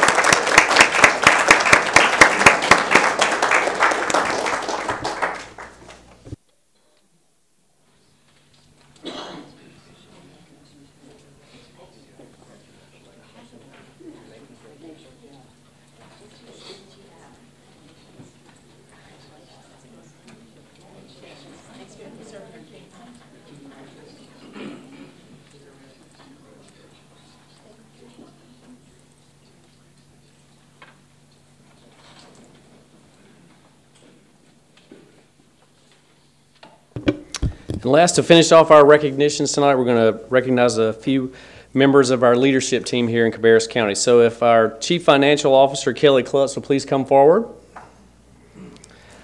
Our Finance Department, under the leadership of Kelly Klutz, has earned 2 more awards for excellence in financial reporting. The Certificate of Excellence in Financial Reporting presented by the Association of School Business Officials International for the fiscal year ending June 30th, 2017. The second award is the Certificate of Achievement for Excellence in Financial Reporting presented by the Government Finance Officers Association, also for the fiscal year ending June 30th, 2017. These awards recognize Ms. Klutz and her team's diligence and professionalism for their accounting acumen. The awards also show our district's transparency and fiscal accountability. Neither of these awards are new to the Finance Department. In fact, this is the 7th consecutive year the department has been honored. Congratulations to Ms. Klutz and her team.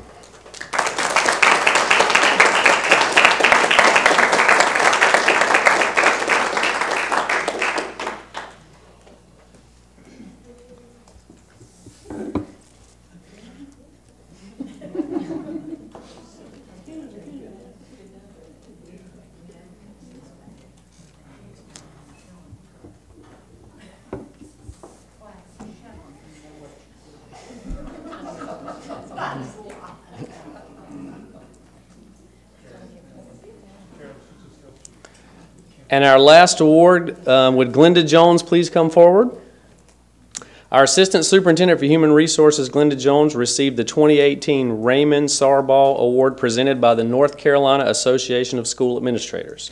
This leadership award is given annually to individuals who have shown outstanding leadership in public school service, as well as the commitment to enhancing and supporting the efforts of the North Carolina Association of School Administrators on behalf of his or her fellow administrators. Ms. Jones was selected for this honor because of her leadership throughout the education community, most notably her service on the board of NCASA and the Personnel Administrators of North Carolina, in which she has been a past president. She was also selected because of her work on the new Professional Educator Preparation and Standards Commission and for her leadership at the state level on policy initiatives, including issues regarding the implementation of the Affordable Care Act and state pension spiking. Ms. Jones received her award at the NCASA Conference on Educational Leadership, which was held here in Concord last month. Congratulations, Ms. Jones.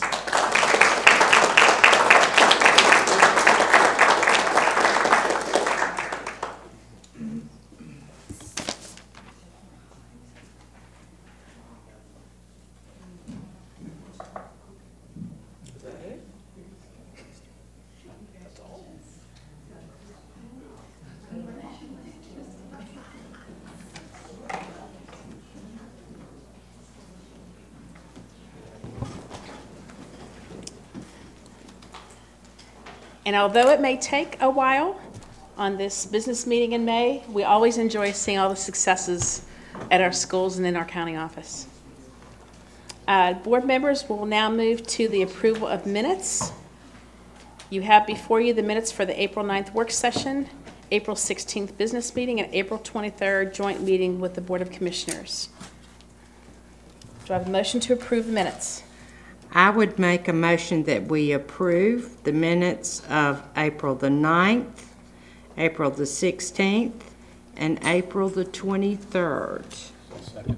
And Mr. Walter seconds. All in favor say aye. Aye. Any opposed? Okay, that passes 6-0. Before we start the reports section, I would like to suggest we take about a 10-minute at most recess. Please be very timely because we have a couple long stretches coming up on discussions and presentations. So it is now 7:35, so I will turn on the mic at 7:45. Thank you.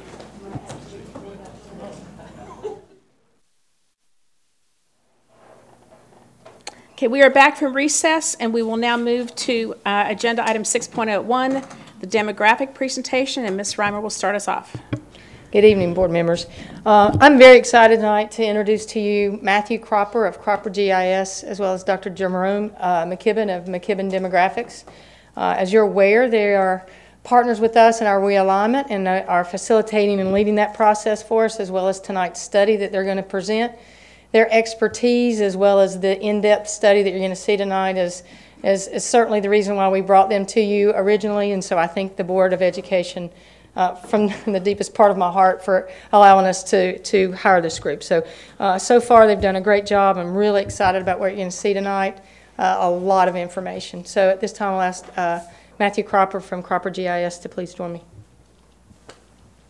Thank you, Ms. Reimer. Madam Chair, members of the board, Dr. Louder, thank you for the opportunity to be here tonight.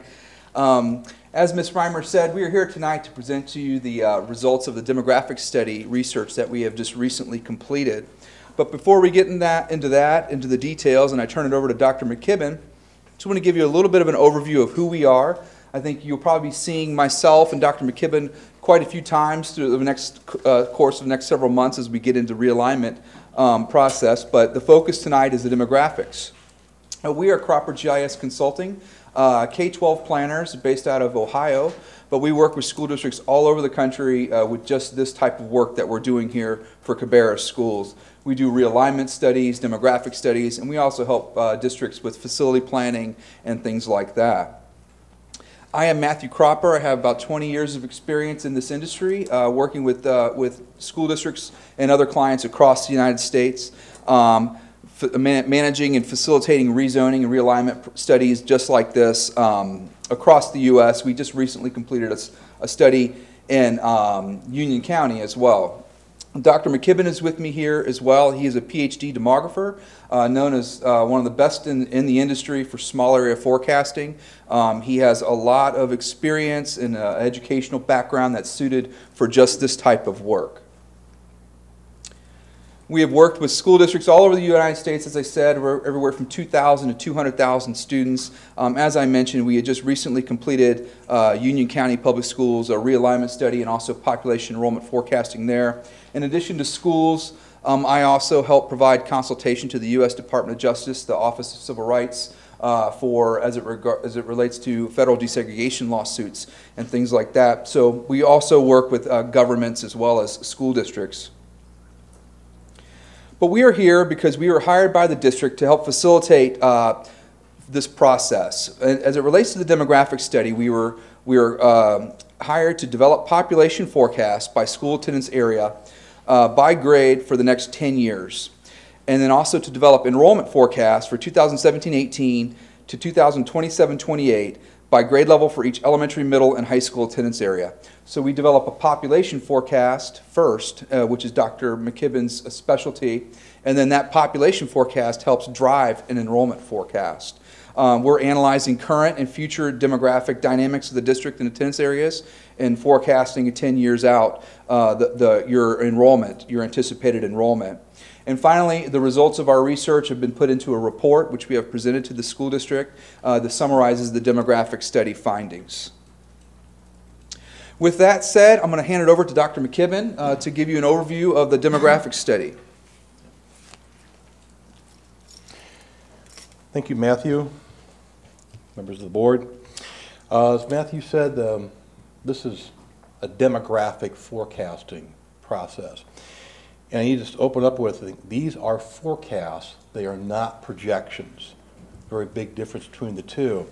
A projection is where you take a past trend. Traditionally over the years it's been year-to-year survivorship, second to third, third to fourth, over a number of years, 3, 4, 5, create an algorithm and use that survivorship factor to literally project into the future. Very easy, simple to do, high utility, and almost never correct, because it makes a very, very bold assumption that what's happened the last 5 years will replicate itself over the next 5 or 10. That almost never happens. Yeah. But for, again, like a long time, that's all you had.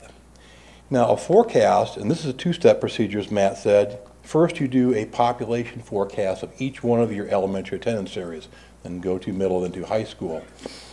And you do a fertility, a mortality, and a migration model for each one of the areas based on their own demographic characteristics and dynamics. The results of that population forecast then drive an enrollment forecast. So it takes into account your demographic dynamics for each attendance area. And no two attendance areas are exactly alike. McKibben's first rule of demographic research: national models don't work in any state, state models don't work in any county, county-wide models don't work in any attendance area. You must put together a demographic profile of each individual area under study and use their own demographic and economic and social characteristics to go forward. Now, anytime that you do a forecast, you must have assumptions. These are broad socioeconomic and demographic parameters, if you like, that dictate the building of your models. I don't go through all of these, but I do want to go through the key ones, and probably the most important one is B. The 30-year fixed mortgage stays below 5%. Why is that so important?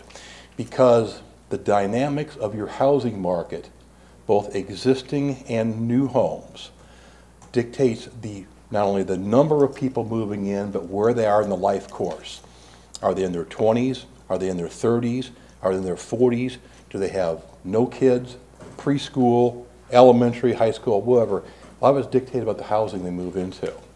And I mentioned there both new and existing. Everybody fixates on new home construction. Yet in the United States today, 80% of the housing market is existing home sales. Even here, the majority of your home sales are existing, not new. As of this morning, According to our sources, Zillow and Realty Track, you get about 350 new homes going on the market. You got almost 800 existing homes going on the market. We're going right into the home buying season. Most people with kids move between April and August. Makes sense. They won't pull their kids out of school. That's how we track your individual areas. You get that right down to the parcel level. The neat thing about it, most people don't realize this, everything about your house is public domain data. Okay, and that's the power of GIS.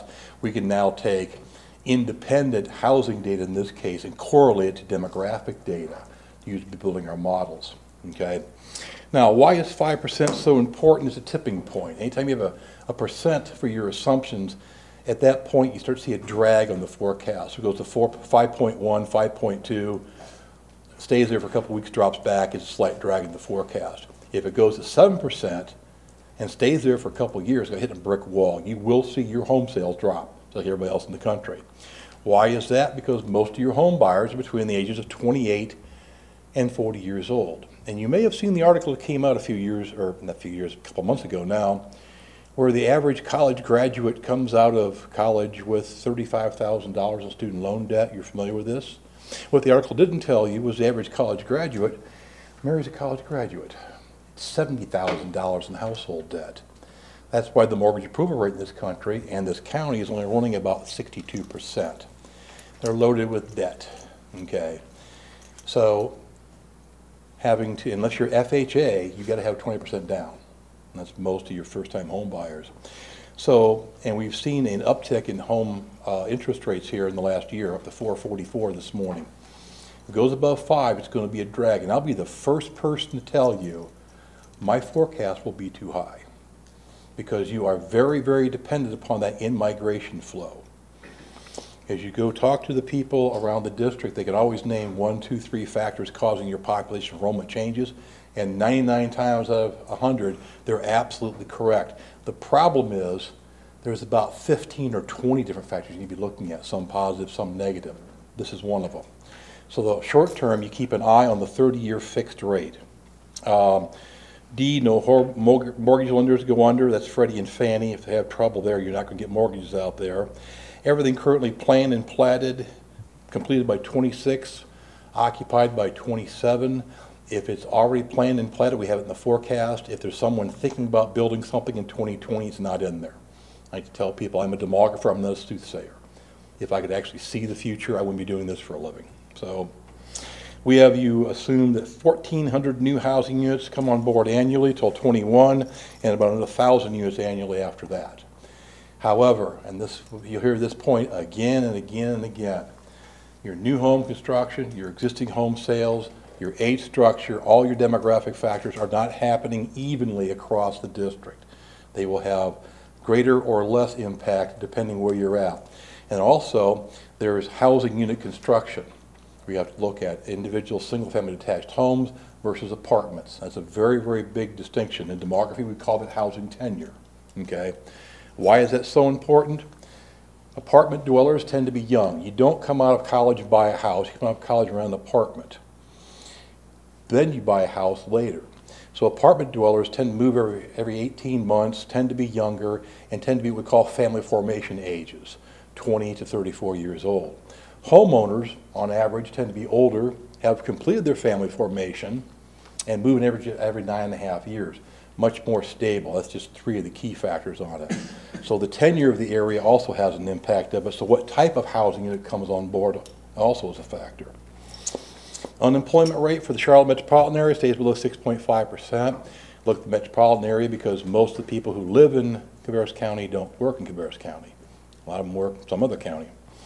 Your transfer rates hold constant. And then P is actually, and P and Q are important ones. We're seeing a slight uptick in distressed home sales across the United States. The foreclosure bug, not nearly as bad as it was 10 years ago, but it is starting to come back just a little bit because of lending practices. But more important is Q, housing turnover rates. And this, again, goes back to demographic dynamics. Okay. You see a slight uptick at 62. You'll see another one at 65. But most homeowners don't downsize till they're in their 70s. It's not retirement that makes people downsize their homes. It's the death of one of their spouses. Then the house is too big, maintenance becomes an issue. Let's move closer to the kids or grandkids or whatever, okay? So if I know home ownership rates in an area, age structure of an area, and the mortality rates for the area, that's an excellent proxy variable on how many of those existing homes are going to come on the market in the next 10 years. And with an aging baby boom coming around, that's a very key factor for some areas of the district. Matt's favorite here, forecast methodology. Why did you, I'm sorry to interrupt you, why did you skip number M, or letter M? Because I can go back to M if you'd like. Yes, sorry. No new charter schools, because charter schools are wreaking havoc every place they open. If you open a 400-student charter school, subtract 400 kids from your enrollment. Very simple. And you think it's realistic that there's no charter schools going to open in our county in the next 10 years? That's the assumption we're using. One may come in 2022. As I just said, if you have a one coming in 2022, 5 years beyond these forecasts, and it's for 400 kids, subtract 400 kids from that area. Very simple. Okay? If none open, that's a violation of the forecast assumptions. Just as much as the 30-year fixed rate, that time might be 7%. That would be a violation of the forecast assumptions. Okay? You add or subtract. Either it's a factor or it's not a factor. Whether the state, if you'd asked me 3 years ago if the state would have the great insight to pass House Bill 13, I would have said no. But that kind of caught everybody blindsided, and they did. But nobody had that in their forecast because no one knew they were going to do it until the last minute. And then when we were in Union County, what came back later? Oh, now we're going to phase in over 3 years. You've got to have some kind of a point for the assumption, okay, and work off of that. And then as they change the goalposts on you, you have to be able to add or subtract it to it. Okay, so it's pretty simple in that aspect. Do I think they'll open a charter school? I have no idea. I have absolutely no idea if they're going to open a charter school here in the next 10 years. But if they do, subtract it off the numbers. Okay, well, they've had a history of opening charter schools in the last couple of years. I'm sorry, sir? They've had a history of opening charter schools in the last couple of years. Yes, they do. We could put that assumption in there in a scenario if you would like. If you would like to put an assumption in there that says they're going to open 4 charter schools in the next 4 years, we can do that very easily. Just give us the size and location, we'll take it off of your enrollment.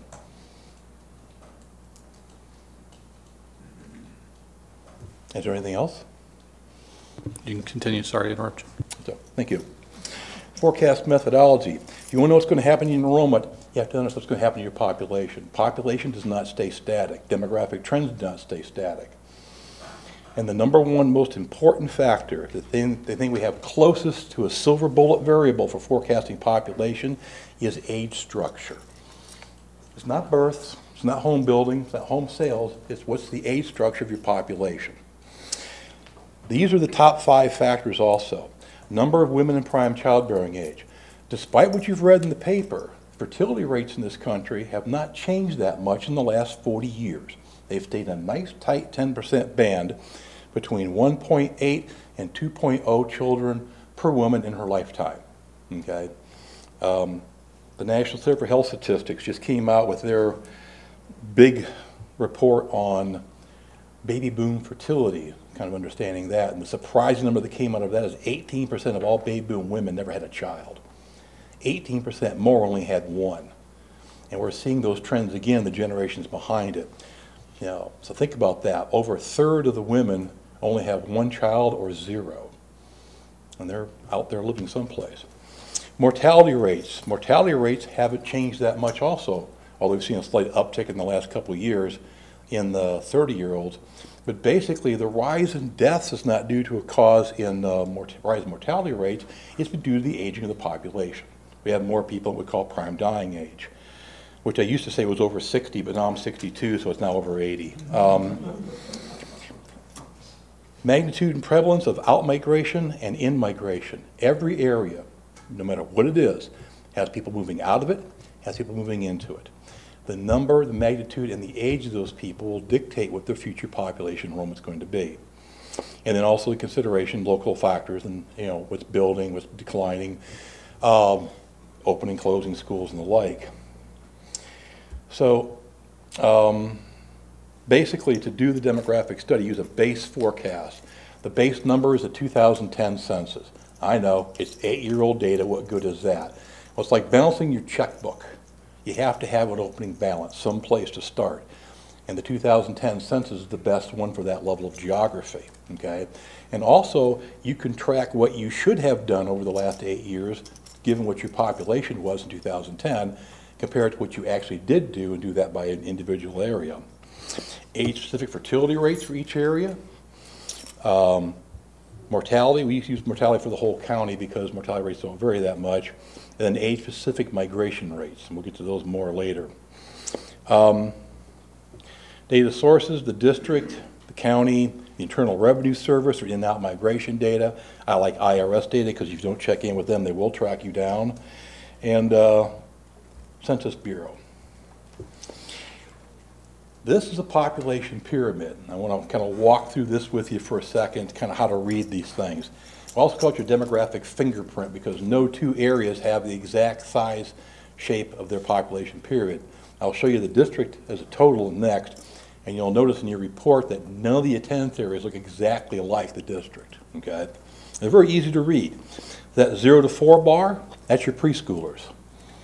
5 to 9 is elementary. 10 to 14 is middle school. 15 to 19, high school. 20 to 34 we refer to as family formation ages. 80% of all births occur to women in those ages. You can have a total fertility rate of 9.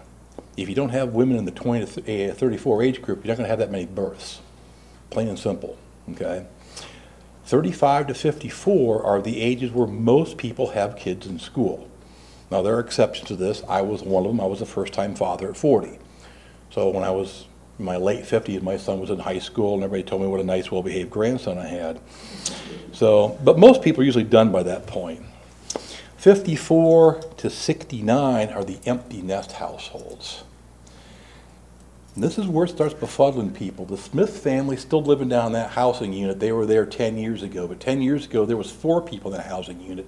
Now there's 2 because their kids have moved away. And while I'm talking about empty nesters, let me expand your concept of that. We traditionally think of empty nester as when the last child leaves high school, right? But you can be empty nest of preschool, empty nest of preschool and elementary, preschool, elementary, and middle school. You can have a lot, and there's several attendance areas in the district that still have kids in school, but they're all middle school and high school. There'll be no more elementary or middle school kids coming out of those housing units as long as those people stay in that housing unit that are aging through. Our job is to find them and where they are. And then, of course, the 70 and over are the turnover households. So now this is the 2010 census for Cabarrus County School District. Not the county as a whole, just the school district. This is the wonderful thing about Matt's GIS. He can take your boundaries superimposed on 2010 census geography, and we pulled the entire census off, got all the variables. That's what we're using for our base analysis. There's a couple things I want you to notice here. Notice the 0 to 4 bar is smaller than the 5 to 9, okay? That's very common in suburban school districts where the bulk of your housing units are single-family detached. You don't have that many apartments. More apartments in Mecklenburg. So if you're coming here to live and work, you're more likely to live in one of those nice apartments in Mecklenburg, start your family there, and then move out to suburbans. Union has this situation as well. If you move this pyramid or this age structure forward 5 years, the first thing we do is a dummy forecast. No one moves, everybody stays put. What should have happened? Well, your elementary enrollment should have dropped by about 1,200 students. Why? Because the cohorts coming in behind you are smaller. Now, it didn't, of course. But this is a very key factor because when people see growth come in, they want to add it to what they already have, not realizing those preschool age cohorts coming in are smaller. You must fill in the deficit first, then you grow, okay? Look at both sides of the equation. Why you have that deficit? Very simple reason. Don't have a whole lot of 20 to 34-year-olds in here because there's not a place for them to live. You're building more apartments, yes, but your amount of births in the district is not big enough to maintain your enrollment. Now, over the past 8 years, you've had no trouble having enough in-migration to not only fill in that deficit and grow. The other thing I want to point out is notice that the cohorts turning 70 over the last 5 and the next 5 years, 60s in this pyramid, now going in their 70s, clearly the number of turnover houses in the district will be going up, have for the last 8 years, and will continue to over the next 10. No argument there. But the problem is, look at the size of the cohorts now in their late 40s going to their early to late 50s. It's going up much faster.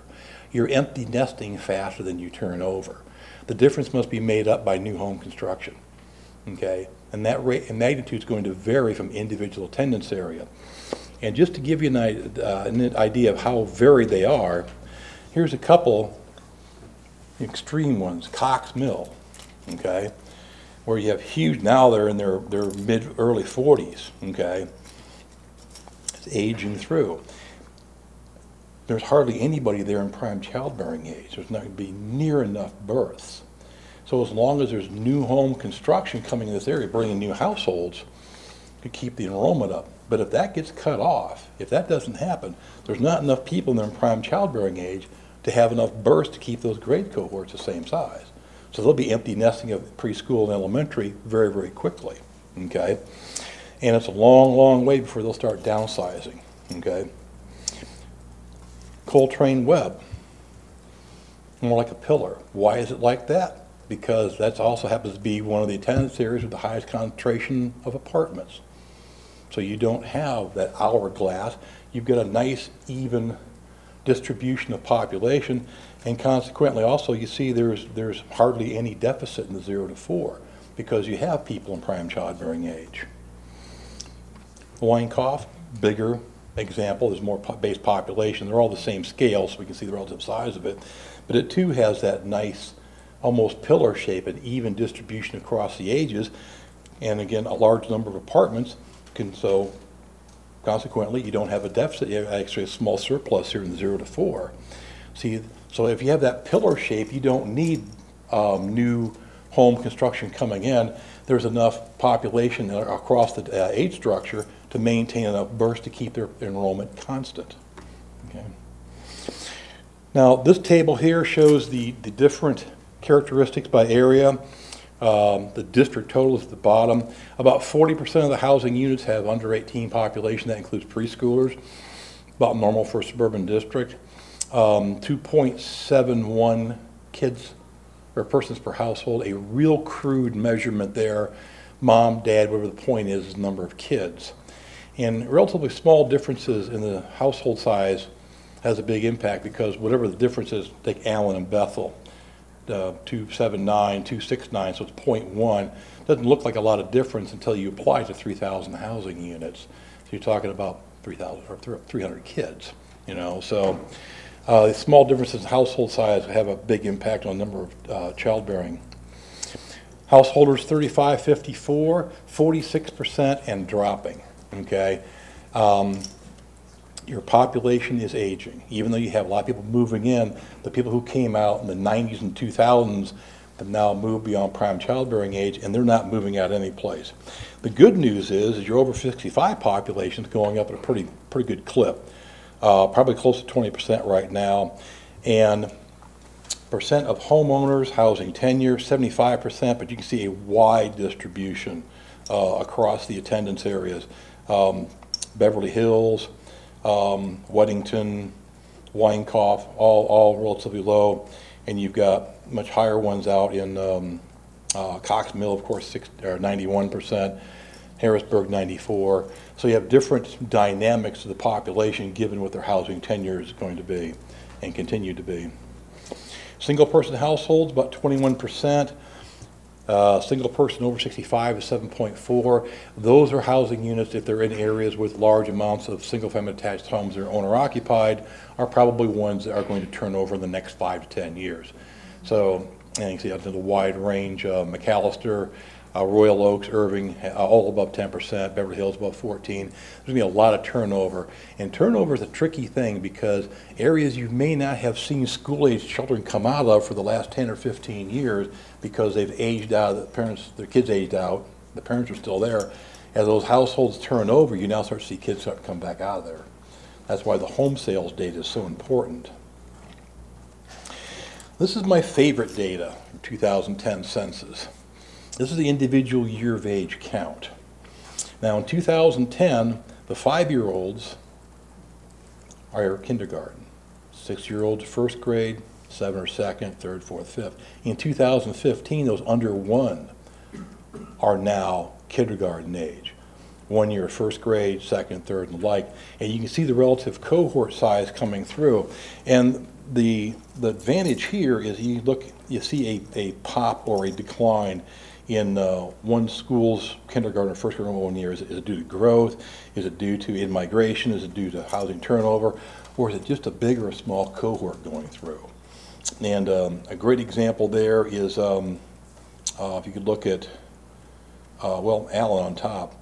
5-year-olds at 151, pops up to 176 next year, goes back down to 158. It's just a 1-year abnormality. What we're trying to do is filter those data waves out and try to more directly correlate the individual changes with actual demographic and population changes. But look at the bottom for the district total, okay? In 2010, from the 5-year and higher, we're talking, I put my glasses on for that one, 2,300, 25, 24, 2466, 2621. Look at the size of the cohorts coming in behind it. 2353, 2270, 2187, 2086. That's that deficit I'm talking about. So without in-migration of new households to bring in, these are kids born between the ages of 2006, 2010, by the time they get to school age in 2015, if you have an in-migration, the enrollment drops. This is how we can measure by individual area the age-specific migration pattern, okay? Because I've noticed over the years that when a third grader moves, they tend to take the whole family with them. So what we do here is something called the market share. This is the district level. We do this for each one of the attendance areas. And again, we'll walk you through this. The bottom one's 2013, and the 3-year-olds in the 2010 census are now 6 years old in 2013. 2,284 is your enrollment. We create a percentage. And what we do is we track that through time. In 2014, they're now second graders. Next year, they're third, fourth, and by 2017, they're fifth graders. And we compare that against what was counted in the 2010 census relative cohort size. If the percentages go up, you've had in-migration. If they go down, you've had out-migration. And you'll see at the district level, not only do you have rising percentages, it also tells us the magnitude, and when you do it by attendance area level, you can see which attendance area they're going into, okay? But again, for that we have to have geocoded students back to their home attendance area to correlate that. So clearly across the board, you're seeing rather robust in-migration. The true challenge of this is not to over-forecast the growth and look at both sides of the equation, okay? So clearly you've had in-migration more than enough to fill in the deficit and give you 1,200 net growth for your elementary.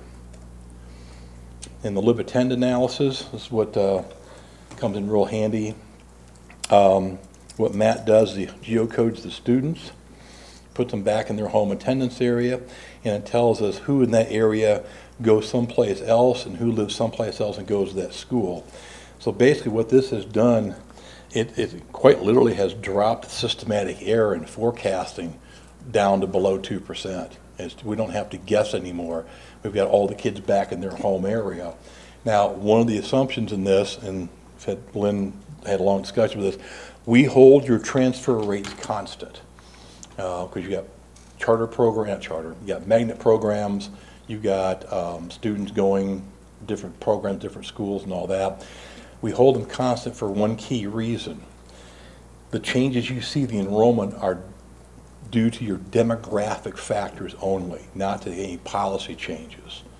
So if you do make a policy change, you add a charter school someplace, or you stop charter and then let them age out someplace else, you need to add or subtract that to the forecast results. Okay. That was what we call an administrative change. And this is the live attend analysis for the district. And the green diagonal numbers are the students that both live in and attend in that attendance area.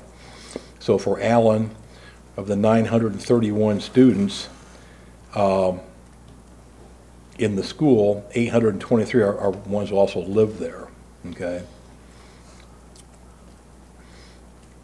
And you can see what individual attendance areas they come from, so that's how we can put them back in their home attendance areas.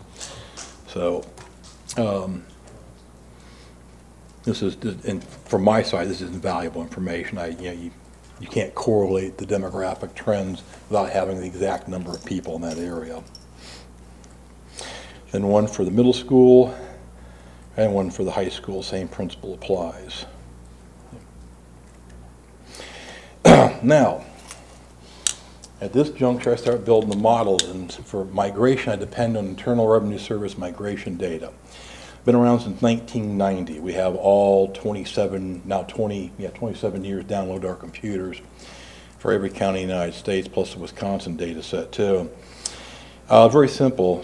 When you do your taxes every year, you put down your residence. If your residence changes county, the Internal Revenue Service puts you into the migrant file, okay? And sum them all up. So if you're living in Mecklenburg in one year, you live in Cabarrus the next, you're a migrant. The household is basically the returns. The exemptions is the number of persons. They give us the incomes. We can calculate both mean household income and number of persons per household. And this is very important data because everybody in the district knows there's just a ton of people pouring in here from Mecklenburg County. Okay, this quantifies it per year. Okay. If it's a flow of more than 10 households, they'll list what county you're going to or coming from. So now for the most recent data, 2016, for Cabarrus County, not surprisingly, there's 15,000 people moving in. There's also 11,000 people moving out. That's why you get, again, both sides of the equation. So the net is 4, okay? Big sender, not surprisingly, Mecklenburg. The big receiver is also Mecklenburg. Most migration is short distance, despite what you see in the popular press. Most people, when they move, don't move more than 7,500 miles. Tend to be very, very short distance, and tends to be in major metropolitan areas. This is the next is a chart looking at what the both the in and the out migration is over the last 5 years for the county. And you'll notice it's been rather healthy, 2,000-3,000 per year coming in, net coming in. Now, think about migration. Most of your in-migrants are between the ages of 0 to 9, 25 to 45 years old. Makes sense, you think about it. Young families moving in with their kids. Your biggest out-migration flow is people 18 to 24 years old. And the second biggest flow is over 70, okay? Now, 18 to 20. What's happening here is Cabarrus County is suffering from what I refer to as the curse of the successful school district. You know what the curse is? High grades. We saw a lot of it today with the award ceremony. You know, high test scores, high grades, high success level. What, 82% of your students go on to post-secondary education? Very, very high number. And they go off to college and they don't come back. The people who are moving into Cabarrus County are not, as a rule, people who grew up here. Now, you're going to hear exceptions to that. John and Mary didn't like the big city when they come back to good old Cabarrus County. But it was a great way to test my theory. This year, the classes of 2013, 08, and 03 are having their 5, 10, and 15-year reunions. Go to the reunions, talk to the alumni, and see how many of them still live in the district. If it's 20%, you're doing real well, okay? And for every 2 high school seniors that move away and don't come back, you need 1 new household to move in just to replace their fertility, okay? That's the downside, is the way it's going up. Now, right now, you're doing real well. The problem is you have bigger high school classes graduating out, substantially bigger over the next 10 years. Your out-migration flow is going to go up. I know this. Why? Because you're going to be graduating about, 20, 30% bigger senior classes every year. It has to go up. They're going to go off to college. Okay? So even if the inflow stays the same, which it won't, the net's going to be dropping because the outflow is going up. So that bottom line there showing what the net effect is going to be, I know that's going to turn down just because you're going to have more people leaving. Building permits, we have this over the years, and this is one I find fascinating, okay? And this is where I think a lot of the confusion in the general population is too. Your building has made a wonderful comeback since 2010, okay? Probably tripled from the low. No denying that. Much, much stronger new housing market than 2010. Problem, it's still only half what it was 10 years ago, okay? So, and when you had that big wave come out the last decade before the housing bust, they came out, brought their kids with them, their preschoolers, maybe even had a couple when they got out here. Those kids are now in middle and high school. That first wave came out on a very low base. Your new comeback wave here is on a big base. You've got as many kids. The analogy I use is a bucket of water, okay? If I have a bucket of water, and I'm pouring water in the top, there's a hole in the bottom. As long as I'm pouring in faster, it's going out, the bottom level will rise.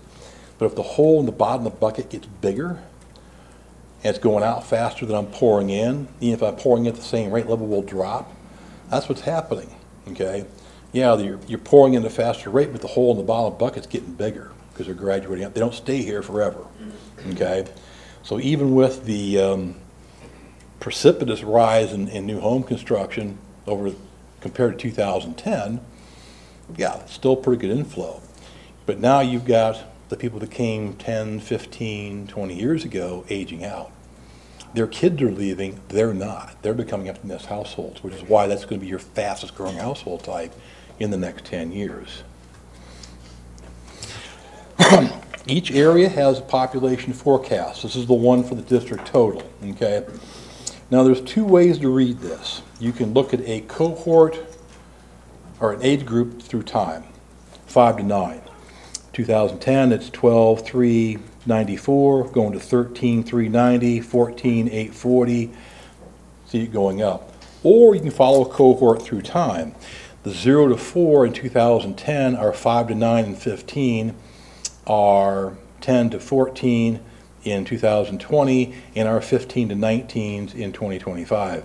You always see that drop in 15 to 19 because basically your 19-year-olds, part of your 18-year-olds are off in college by that point. You'll notice a dearth of people in their 20s, even with your large amount of apartment building in the last couple of years. Most people here, are homeowners. They're going to come in their 30s. And across the bottom, median age, very, very key variable. 36.5 in 2010. We have forecasted going to almost about 39.4 in 2025. Now the middle columns in between are what we call the components of change. Birth, which drops slightly, not due to any drop in the fertility rate, mind you, again, it's due to a decline in the number of women in prime childbearing age. The deaths go up rather dramatically, again, not due to a change in death rates, but just because of the age structure. Natural increase, hitting for ZPG here in 2025, where you have the same number of births as deaths. Net migration stays strong over the whole 10-year period. You still have an in-migration flow, but you're going to have a declining natural increase. And the change does decline because of that drop in natural increase. So for each one of these areas, the results of the population forecast will then drive the enrollment forecast. And again, this is at the district level, okay? So for the 10 years of the forecast, we have the district going from 32,521 to 33,947, not quite 34%, okay? And again, my bucket of water analogy, what's going on? Why is it slowing down so much? This big cohort's going through. We'll go through the 3 levels.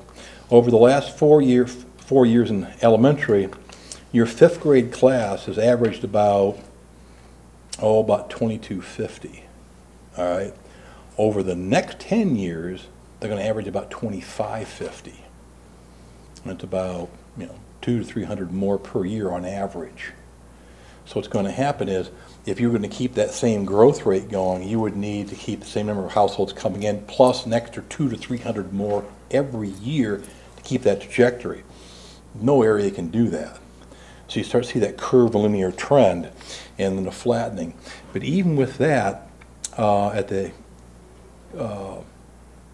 elementary level, 14,370, you're still looking at 14,000. You basically flatten after 2027, or 2022, pardon me. So basically the in-migration will match out in the cohort sizes. What it does is it creates a wave going through your middle school and your high school. Hence your middle school goes up by 600 students, and more importantly, your high school goes up by 1,200 students.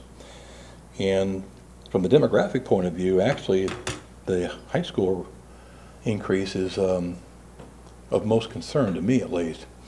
And the reason for that is 80% of that increase are kids that already live in the district. They could stop building, stop in-migration today. You'd still see 1,000 student increase, just with bigger cohorts going through your grades into your high school. That's pretty much a lead pipe cinch. Now, the other thing, we've held your high school dropout rates constant over the last 5-year average. We do that for all districts, standard procedure. But like most school districts, you have an aggressive student retention program. Hopefully it will be successful. Let's say it is. Let's say you reduce your high school dropout rate 0.5% per year over the next 6 years. If that's the case, and again, this will be one of those scenario forecasts, Mr. Holter, where you do something like that, that 11,700 number is probably closer to 12,300, okay, because you're holding on to more students, okay. We do that for some districts that ask for it, if we are successful, how much more space we're going to need.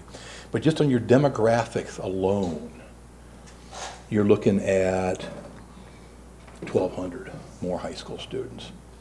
And again, that will not be evenly distributed across the county, or across the school district, I should say, pardon me.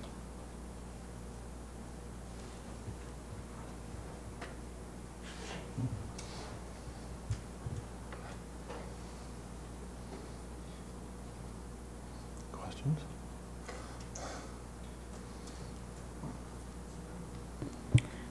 Any questions, board members? We can go into the summary. Are you going to go down through the summary findings? No. Okay. We can read that on our own. I was going to. Basically, we wanted to kind of go over, this is how it's done, this is what the results show, and this is why it's like that. So,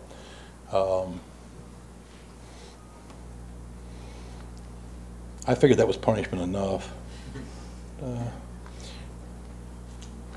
I guess the one summary I would say is, number one, the fact that your fertility rate, resident fertility rate is 1.93, 0.2 of a point below replacement level. So, even with that, you're just not going to have enough kids. And that might be the number one thing. Left to your own demographic devices, there's just not enough births in the district to, well, quite simply, your first grade cohort is 2,300. Don't have 2,300 births every year in the district. The difference must be made up with immigration. Some attendance areas are successful in doing that, and some are not. Mr. Harrison, you've got to get a question. Do I have that look on my face? You do. Just hopefully a quick question. Okay. Is this a living document? If assumptions A, B, and C have been made, and those are stable for X period of time, is this document updated, or is this 10-year plan we talk about, is it updated at certain phases, or is it static when it's finished, and then we're flying, even though some of the assumptions will have changed? That's a good question, and I'll try to give an equally short answer, okay? The real short answer is I will call up Lynn probably October, get your one. We do this for all of our districts anyway, and she'll send us your 45-day numbers. We do an evaluation. At the district level, plus or minus 2%, that's our band, okay? You know, I'm not even arrogant enough to say it's going to be that number of kids that year, okay? So if the assumptions are not being violated, you should be in that band. At the school level, it's plus or minus 3.5%. It's a bigger percentage because you're a smaller number, bigger base, so you have a wider gap there. And then we'll also do it by individual grade as well for the district. And we'll be checking, okay, are any of the assumptions being violated in any one of the attendance areas, things like that. And if they're not, you're in good shape. Usually we're within like 0.5% or something. Now, what we have to also do is you make administrative change, like you move one of your, any one of your programs, one school to the other, you need to add or subtract that from the forecast to make it an actual evaluation. Now, say the 30-year fixed rate goes to, and we'll do this for the first 3 years too. Now, if something has, a big one I could think of is the state says, we're not going to implement House Bill 13. That's going to be a game changer. You would need to do something different on that. Or the economy collapses. Or Amazon HQ2 goes up the road here. You know, something like that. Both positive or negative. I'm glad you don't have a crystal ball. Closer to home, one of your big developers that are coming in on the west sides go belly up and don't put these 800 houses in. That would be a violation of the assumptions as well. So the data is being updated on a periodic basis. We're going to track it all the way through, okay? Now, we had a school district up in Indiana last year, Crown Point, smaller than yours, but we had forecasted 12,248 students 2 years in, and this last year they had 12,248 students hit around the nose. And it's the worst thing that ever happened in my career, because now the board expects that same level of accuracy in all subsequent forecasts. You know? So this year I'm going to be up by about 9 or 10, so they're already giving me hell on it. So precision is a curse. Absolutely. It really is. You're only as good as your last forecast. So. But yeah, we're going to keep trying. We'll keep an eye on it. So. Okay, Mr. Walter, any questions?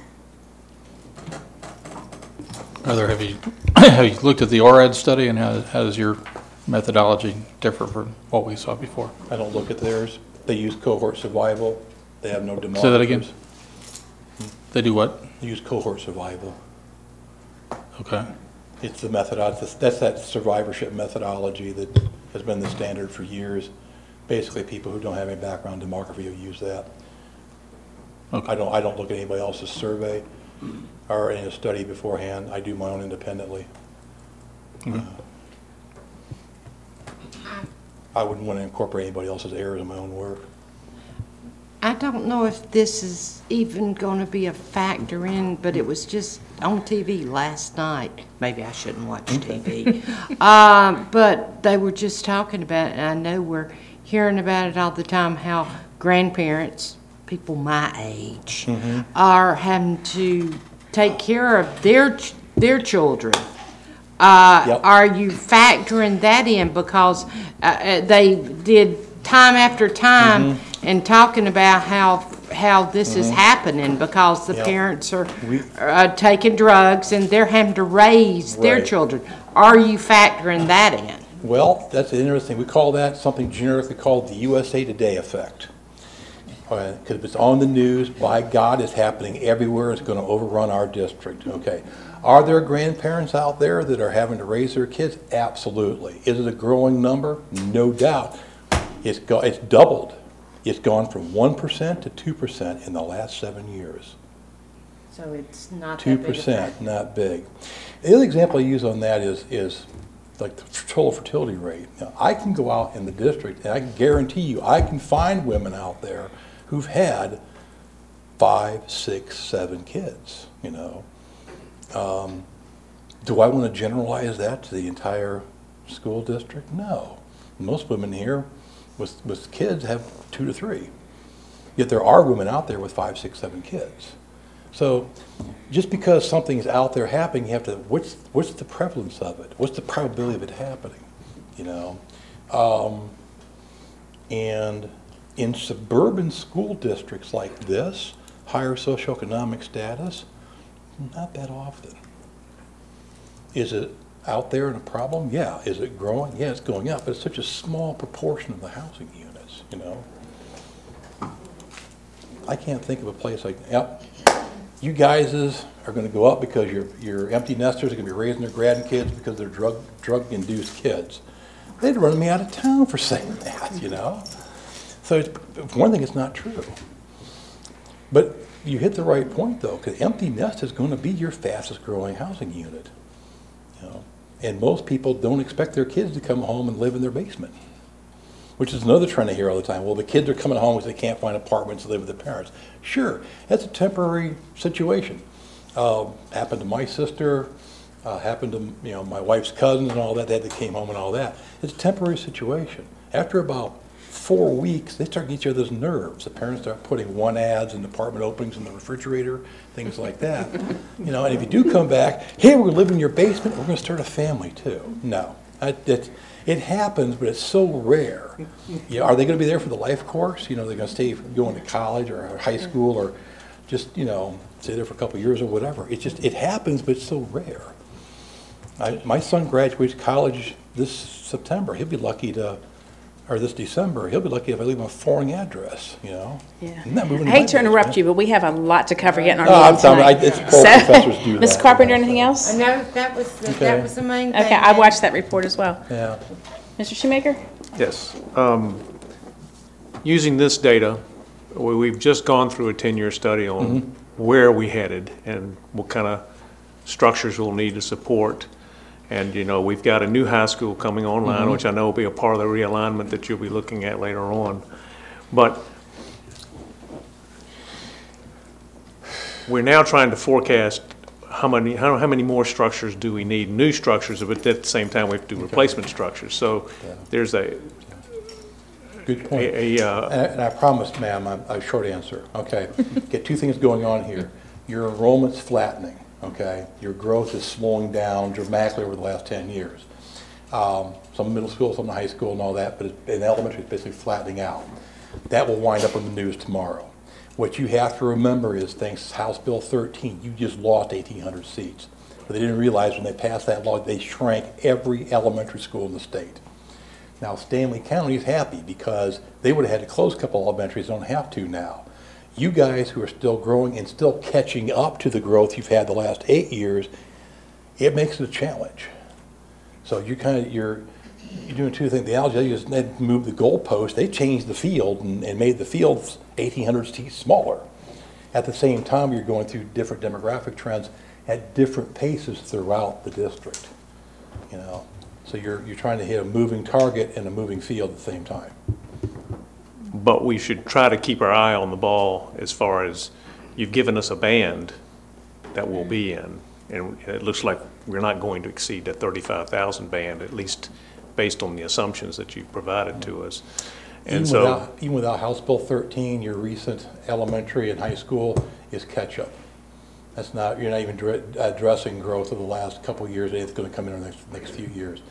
So we're building for growth. No, you're building to catch up. Just like the roads. They're not expanding the roads here, for more growth. They're just trying to catch up. So it's not a parking lot around here most days. But so as we catch up, though, probably in the next 5 years, we hopefully will probably be at the point where we might have caught up. Is that a reasonable? Well, the elementary, maybe. Middle school, high school, that's different. You got 600 and 1,200 coming in more. So by 2027, it's still going to be tight. Because you're not awash with a whole lot of extra space around here. Right. Yeah, I just, as we formulate our 10-year plan and we start talking to our commissioners who are feeling the crunch of the cash need, you know, you have to provide them a logical, okay, we still haven't met the need at this point. And to the district's benefit is the fact your new elementary, your new high school are being built in the right places. I can't tell you how many school districts I've worked with where they built buildings in the absolute wrong place, which is disastrous. Because the dynamics of an area, demographic dynamics, will turn over every 15, 20 years. When you put a building up, you're stuck with it there for 60, 70, 80 years. You can't move it around. And another time when we're now all tired, I can give you a legion examples of school districts that have really come back and haunted 20 years later with some really poor planning site decisions of where they put the schools. That's, you can be real careful with it. These two, they're in the right place. You did well. Good job on that one. Anything else? Mr. Harrison, anything else? No, ma'am. Dr. Kirk? I'm good, thank you. Okay. Ms. Norris, any questions or comments? Okay. So, anything else, Ms. Reimer? We're all set for tonight? I think so. Yeah, it's fascinating. I love the data. I did look through a lot of it ahead of time, but very fascinating. One thing I would say, I probably shouldn't say this, but Ms. Reimer, if you, since we're on tape here. Is that I think for so long we've discussed growth, and I think his statements at the end there were very telling that while we may kind of level off with our growth, we're still not caught up yet. And I think that's Mr. Shoemaker's point as well, as far as we look at our 10-year plan, and we'll obviously with all this data go back and revisit everything, but we're still well behind the curve with space and stuff. So I just wanted to say he did make those comments, and when I first heard and saw the report, I was doing exactly what you were doing. Oh wow, we're not growing, but we got to catch up. So that's my last point. So, thank you. Thank you. Thank you, Mr. Cropper, Dr. McKibben. We appreciate you. And I'm fascinated because for as long as I can remember, which is a long time, we have always focused on the building units projected and when they're permitted. And this takes into fact so many more data points that makes it more reasonable to say, yes, we're going to float in that 2% band or whatever. So look forward to seeing the process progress. Thank you. We are now at the point of board chair comments. I don't have anything to add this evening. Dr. Latter, I'll turn it over to you. I want to begin by once again congratulating all of our students and staff who were recognized at tonight's meeting. Again, just take a minute, and I know that we were here a while recognizing them, but it really was a stunning amount of accomplishment tonight when you talk about full scholarships, military appointments, Ivy League acceptances, state championships, community service, arts, senior leadership, CTE awards. I mean, really just an unbelievable community and an unbelievable school system with great teachers. So it really is something we should stop and say, wow, it really was incredible. We want to say congratulations to Kate Colbreth, our District Teacher of the Year for 2018-19. We celebrated all of our Teacher of the Year late last month at the Davis Theater. Kate teaches English Language Arts at Wolf Meadow Elementary School. We also want to say thank you to our Teacher of the Year celebration sponsors. Their generosity helped to make the event extra special for all of our teachers. We especially want to thank our Golden Apple sponsors, which were AXA Advisors, the Cabarrus County Education Foundation, the Charlotte Automobile Dealers Association, Concord Mills Mall, Great Wolf Lodge, Miriam and Robert Hayes Charitable Trust, and the Sea Life in Concord.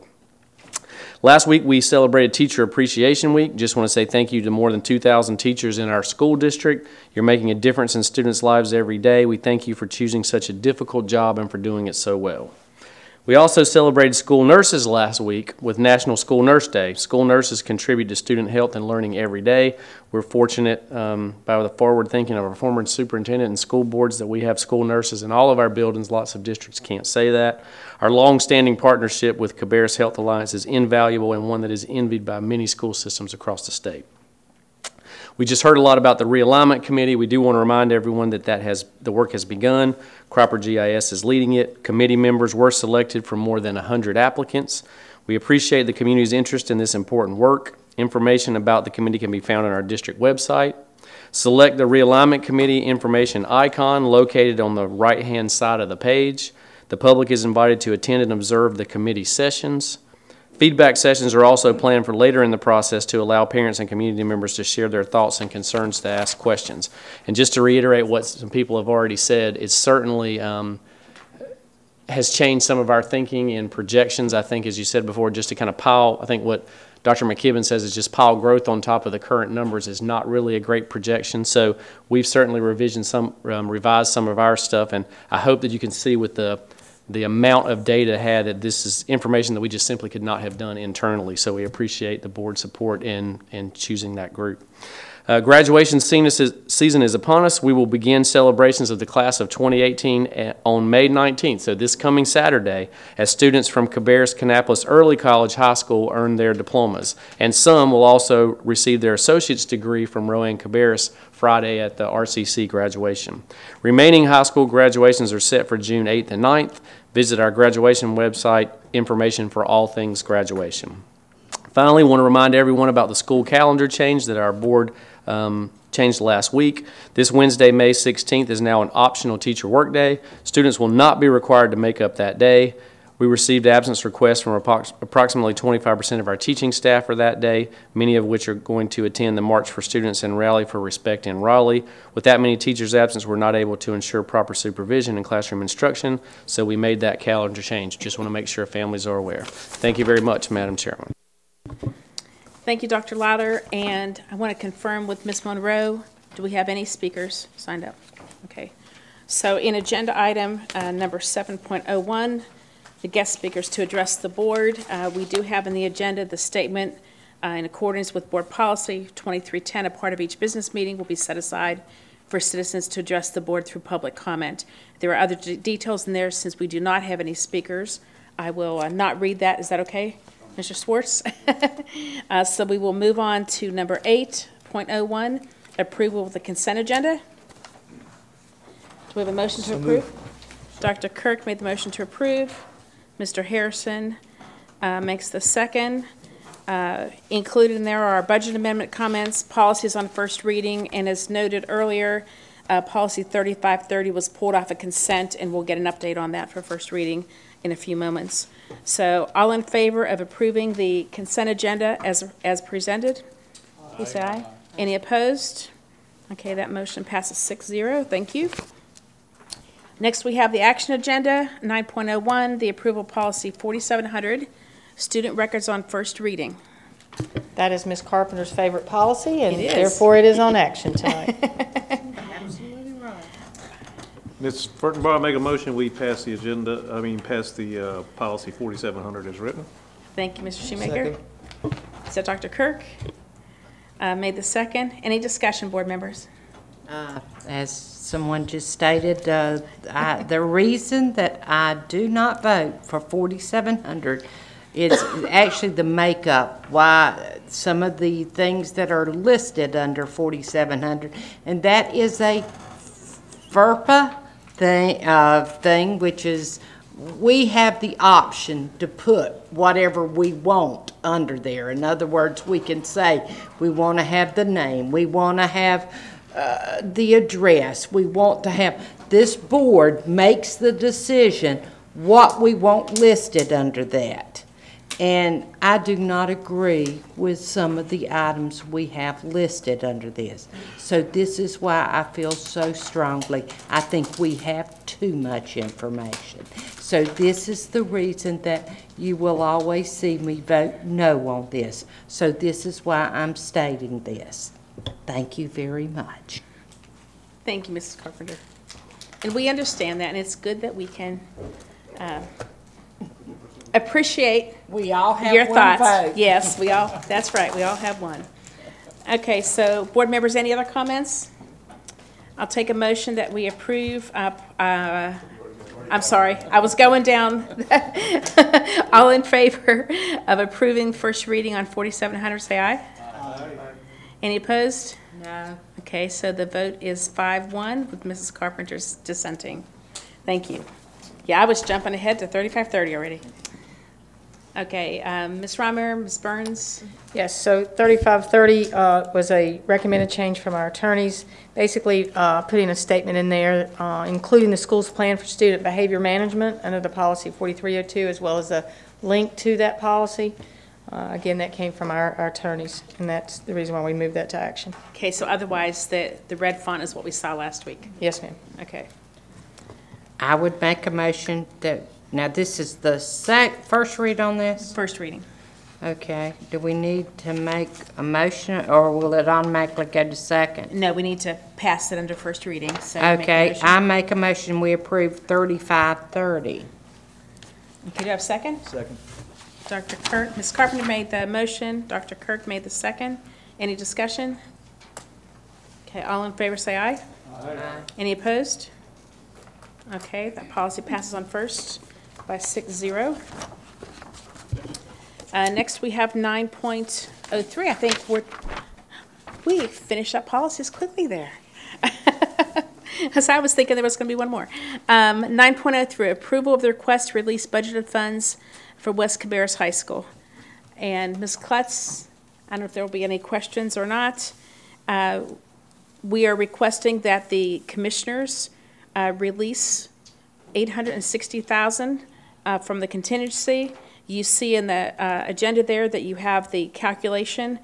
We do not have the change orders for all of that money yet, but understanding that we don't want to go to the commissioners every month, we ask that the staff put in the kind of worst case scenario, certainly hoping we won't need to spend it all. So, any questions? Just one. We've already had a conversation with the county on this, and this is a direction that they also asked us to go to kind of help out so they wouldn't get nickel and dimed for every change order that might come down. So we had a conversation with them on May the 7th. We presented this information to them, and they will vote on the 21st. We certainly expressed our concern about going back multiple times. But you seem to get encouraging. It seemed to be encouraging that they would support this. I mean, I don't want to speak for them. I'm not Okay. not sure that I'm getting that. Okay. They did agree to, I'll say, put it on their agenda. So, Sure. you know, there have been times in the past where they did not even agree to put it on their agenda. So they did agree to put it on their agenda. I think there's an understanding that we are on the clock with this school, and with the realignment study, everything else going on, we need to open it on time. So, Well, I'll make a motion. Yeah. That we approve this. She make a motion. Mr. Harrison made the second. Any further discussion? And Kelly, correct me if I'm wrong, but this was originally what was, approved for the contingency, and we're just basically asking them to release what was originally proposed. Is that correct? Yes, ma'am. When we set this budget, when we had a planning budget well over a year ago, the contingency, we always build a contingency in that planning budget. This number has been there since that time. We have then since drawn, this will be our second draw, what I call as a draw or a contingency. So it's certainly no surprise. And the contingency amount we have for this project is a small 2%. And that is a small number for this size of construction project. And again, we're just asking, we just want them to release it to us, but it's not like we're saying, ooh, this is something additional that we want. Is that correct? It's not that it wasn't planned for. It was certainly in the plan and in the discussion from some time ago. Thank you so much. Okay, so I have a motion and a second. All in favor say aye. Aye. Any opposed? Okay, that passes 6-0. Moving to item 9.04, the approval of the Cabarrus County Schools Title I plan. We have Ms. Oliphant coming back to see if we have any questions. Madam Chair, I make a motion that we pass the Title I plan as presented to us. I had a quick question. Oh. Okay, we'll do discussion. Let's do a second. That's okay. Second. Okay, so we have a motion by Mr. Shoemaker, a second by Dr. Kirk, and Mr. Walter. Okay, we're adding another school, is that correct? So what percentage, So the schools that currently have Title I funds are going to lose funds for next year. If you would right? turn the mic on there. What percentage are they losing?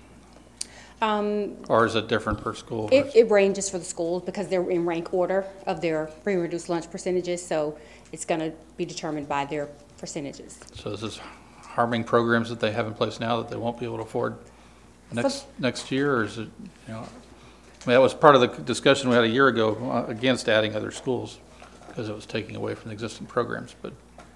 For the most part, it's not going to take away from existing programs. Most of the schools receive enough funding that they're able to juggle things enough to still be able to maintain. Maybe they may cut back a little bit on professional development or cut back on a little bit of supplies and resources, but for the most part, they have enough to maintain their programs. But you're comfortable that in the best interest of all our students, this is the way to go, is to add the additional schools? I am. Adding Bethel is going to allow us to support about 600 more students in addition to the 11 schools we already had. Okay, I think that's what I wanted to hear. Thank you. Sure. Okay, any other questions? Okay, we have a motion second. All in favor of approving the Title I plan for 2018-19, say aye. Aye. Any opposed? Okay, motion passes 6-0. Next, we have the 9.05, the approval of the school nutrition program breakfast and lunch price increases for 2018-19. Move to accept. I had a couple of questions for that too. I'm sorry, was there a motion? Move to accept. Okay, Dr. Kirk made the Second. motion. Do I have a second, Mr. Shoemaker? Okay, now for discussion or questions? Did we ever figure out what the percentages were of our free and reduced lunch students actually eating lunch? Mr. Roberts, you requested that last Monday, and starting on Tuesday, we went into full mode of trying to prepare for this coming Wednesday. All we've been trying to work on in school nutrition is getting lunches to on the buses and out to the neighborhoods on Wednesday. So I will tell you, I'll take responsibility for that. It's been deferred, but I will have that for you within a couple weeks. That's a massive project. Yeah, I understand that, but so my understanding again is the government is telling us we have to raise these prices or we'll be out of compliance. Is that right? Yes, sir. For some reason, last year we got a waiver, but this year we cannot. Correct. You will be out of compliance. The government has requested a 20% rate, 20 cent increase, but we are able to do that in increments of 10, so we can go down to the 10 cent.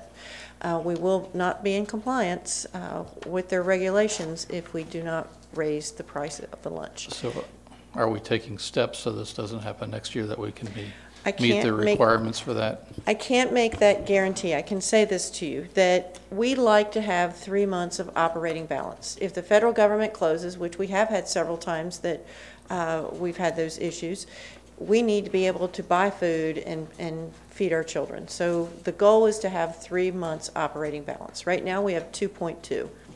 And part of that was if we can get more kids that are on the free and reduced lunch to actually eat the lunch, we get a better reimbursement. Is that right? That is correct.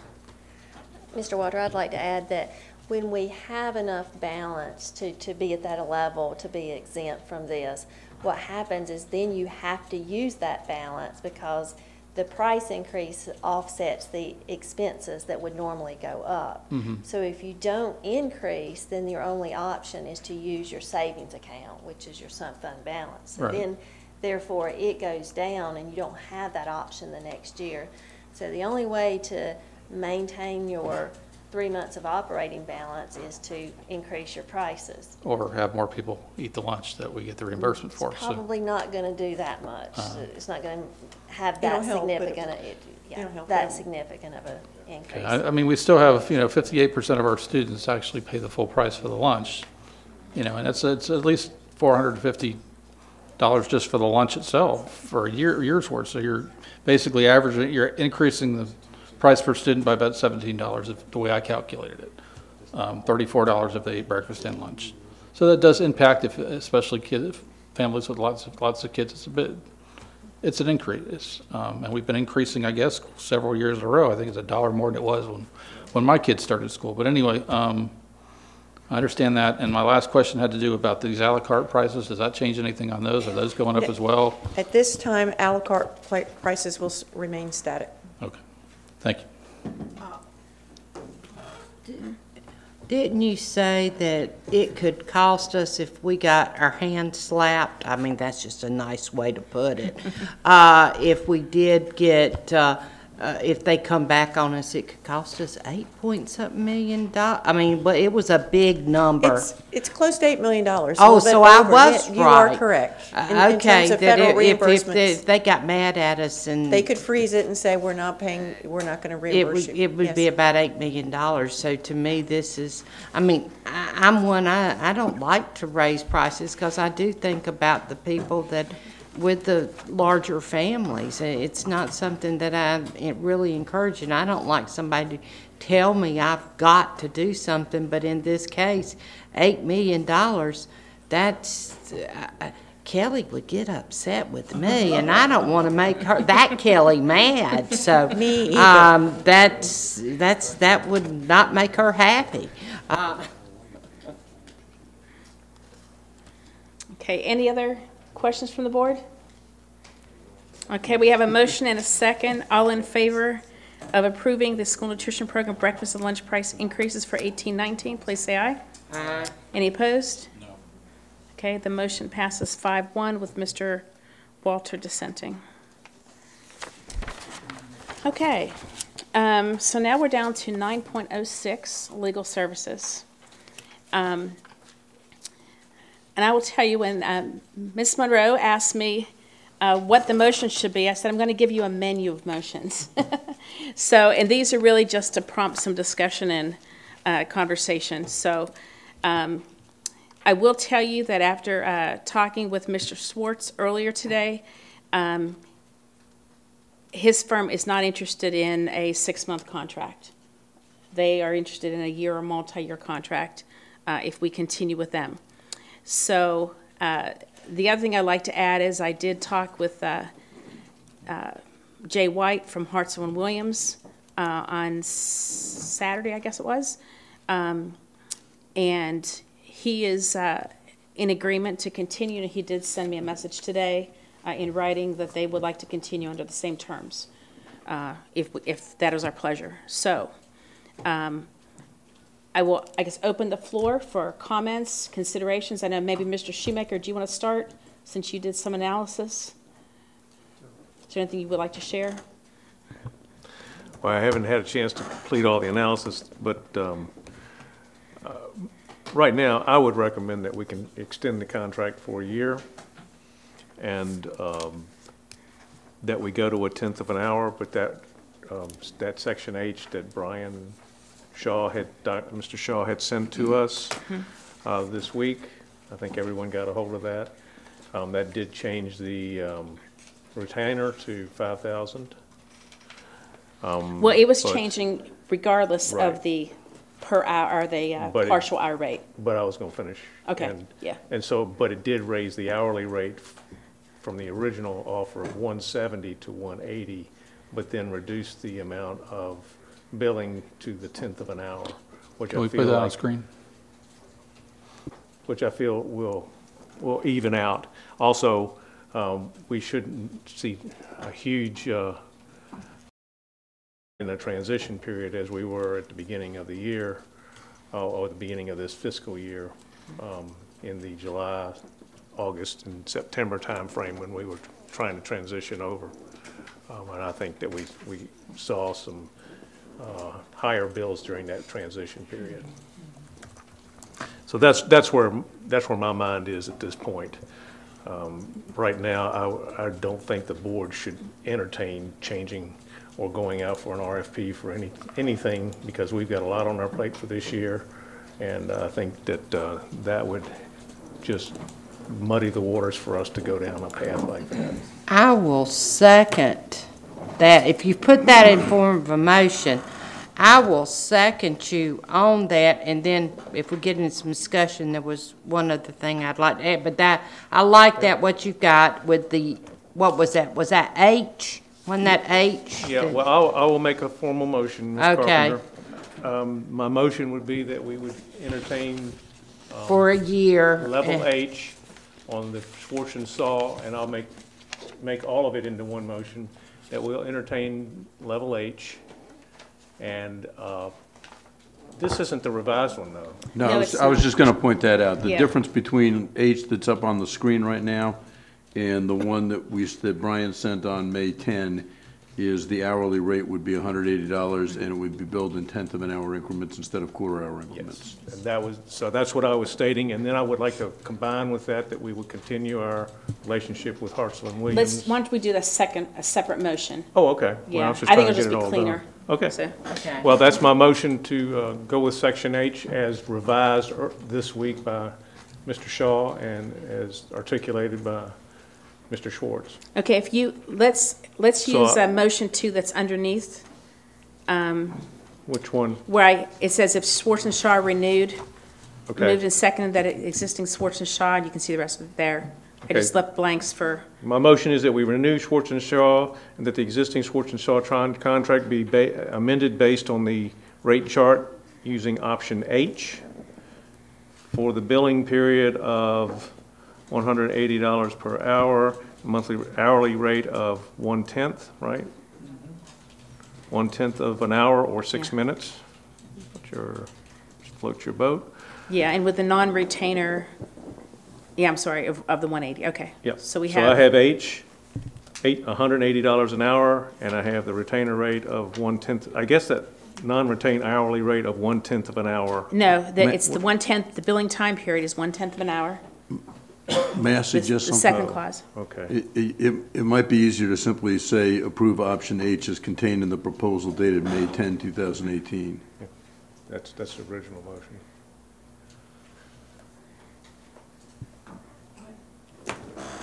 Okay, so Barry, is that good with you? Yeah. Okay. Yeah, as long, Option H. that's why I refer to Mr. Shaw's. Yeah. Since we don't have that here on the screen. But yeah, that would suffice, and then we would extend that for a year through June 30th, 2019. And I will second that, and there was only one discussion matter I wanted to. Okay, let me just get, so Mr. Shoemaker was a motion, Ms. Carpenter was a second. Now discussion, Ms. Carpenter? Yeah, there's only one thing that I wanted to discuss, only one thing that I wanted to discuss. I know that the attorney had been doing the minutes of our closed sessions, and I know that that had been an additional expense. And one of the things, I know that clerks all across the state of North Carolina, I know that the clerk, like for commissioners, do not do that. And I know that our current clerk will be retiring soon. And I think that we should just let our clerk do our minutes of our closed session. And that would be a cost that we would not have to incur. And like I say, I know clerks across the whole state do their own closed session minutes. And I think that we need to... Is that in their contract, or is that just... And that's what I didn't know, and I wanted to make sure that was not in the contract, but we need to have that done. It's not a contract, but Mr. Schwartz can speak to that, but. When we became your attorneys, we were advised that that was your method of practice and that we were expected to keep doing that. And so we've done that. We'll be more than happy to not do that. Well, and like I say, I don't think it's necessary. I mean, that's just, to me, an added expense we don't need. And like I say, it's you know, something that I know all other clerks have always done, and I just think it's unnecessary for an attorney to do that. I'm just making a pleasure of the statement. board. Okay, I would suggest that is not related to. Well, I didn't know if it was in the contract. No, it's. And that's the reason that I made the statement right now, because I didn't know if it was added into the I contract. think the policy says that falls on the superintendent, who can delegate it to. Right, because the board clerk is actually the employee of the superintendent. Service to the board, but the employee of the superintendent. So I would suggest, because Ms. Monroe will be retiring, although we may not let her go, we'll decide, but Well, we can vote no on that one. But since that position is, it needs to be specified, but I know it's done all across the state. So how about if we wait until Dr. Louder proceeds through the posting hiring cycle, and then when he feels it's ready, we can entertain that again. So, Madam Chair, because there will be some transition period. So I don't know quite how to ask this, and maybe it's a friendly motion or something, but we are, by this motion and second, extending for a year. Yes. So in 6 months, will we shop around for, or begin the process for this time next year to have some competitive process and bids? Our policy, David, says that every year we evaluate our attorneys. Yeah. Just like we True, do the but there's a superintendent. cycle of X number of months to get it all together and to have it in So place it's- and to be lined up. The dates are in the policy, David. March, I think, is the time frame. Yeah. And I would suggest that we do the same kind of evaluation financially we did, see how this option H is working, review, because it was difficult to kind of watch the expenses because of the transition period. So there were ups and downs on it. I was just kind of wondering, what's the mechanism to make sure we don't miss the window to have bids or to make some arrangement for year 2019-20? Okay. And how to queue that up. Ms. Monroe, would you please put on the recurring board calendar schedule that you keep, please put a note for us in February? I think that's probably when we need to. In January? Because if you're going to do it, you got to kind of reconvene. Stage it, yeah. Yeah. That's the word. So in Okay, so January. it says each year in March, the board Well- chair and superintendent shall conduct evaluation of the board attorney. Well, and we can do that in March, but I think it took a while to get the information together and figure out what we wanted to talk about. It may even be thoughts for consideration on, well, you normally do a retreat in January, if we want to carve out 30 minutes to at least talk about expectations of the board for that evaluation, so. Okay, so I have a motion and a second on the floor. So all those in favor of extending Swartz and Shaw for 1 year through June 30th, 2019, using option H on the provided rate chart, say aye. Aye. Any opposed? Okay, that motion passes 6-0. Second motion, I'll take a Madam Chair? Yes. If I may, a point of privilege. We appreciate the confidence of the board and look forward to working with you, and hope as time goes on, it becomes smoother and smoother every month, and I think it's been the case since we started. So thank you very much. Okay, you're welcome. Madam Chair, I would like to make a motion that we extend the contract with Hartzell and Williams for the period of 1 year to June 30th of 2019. Second. Okay, Ms.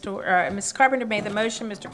Walters seconded. Any discussion? And this is the construction legal Yes. construction legal services. Same, With the same terms and conditions. Same terms and conditions. Also with the January, March To review cycle. review, same way. Okay. Any further discussion? We have a motion and a second. All in favor say aye. Aye. Any opposed? Okay, the motion passes 6-0. And we are down to the end. I didn't think we'd ever get here. It was quite a long agenda tonight, knowing that we wanted to spend time on, obviously on the recognitions, those are the fun part, and then all the statistics and data, so. But anyways, thank you all for bearing with us. Could I make one comment? Yes, real ma'am. quick? I would like to make one comment.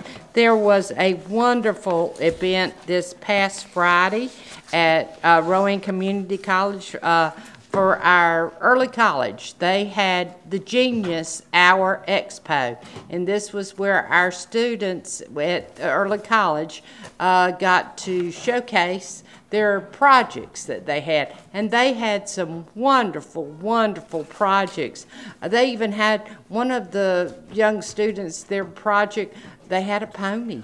And it was really great. But they each had to do a project, and one of them actually had received a grant from our Education Foundation for $400 to do a garden, to plant vegetables out, and they will get the students to help them plant the garden, and then the vegetables will be given to students that need food, and then if they have extra vegetables, they will actually give it to some of our local food banks. But they had to start, some of them started businesses and they had to raise the funds, but it was a wonderful, wonderful event, and I told them they just didn't give me enough time to do all the things. But it was wonderful, and our students did an excellent, excellent job. So if they do it again next year, I just tell everybody to go.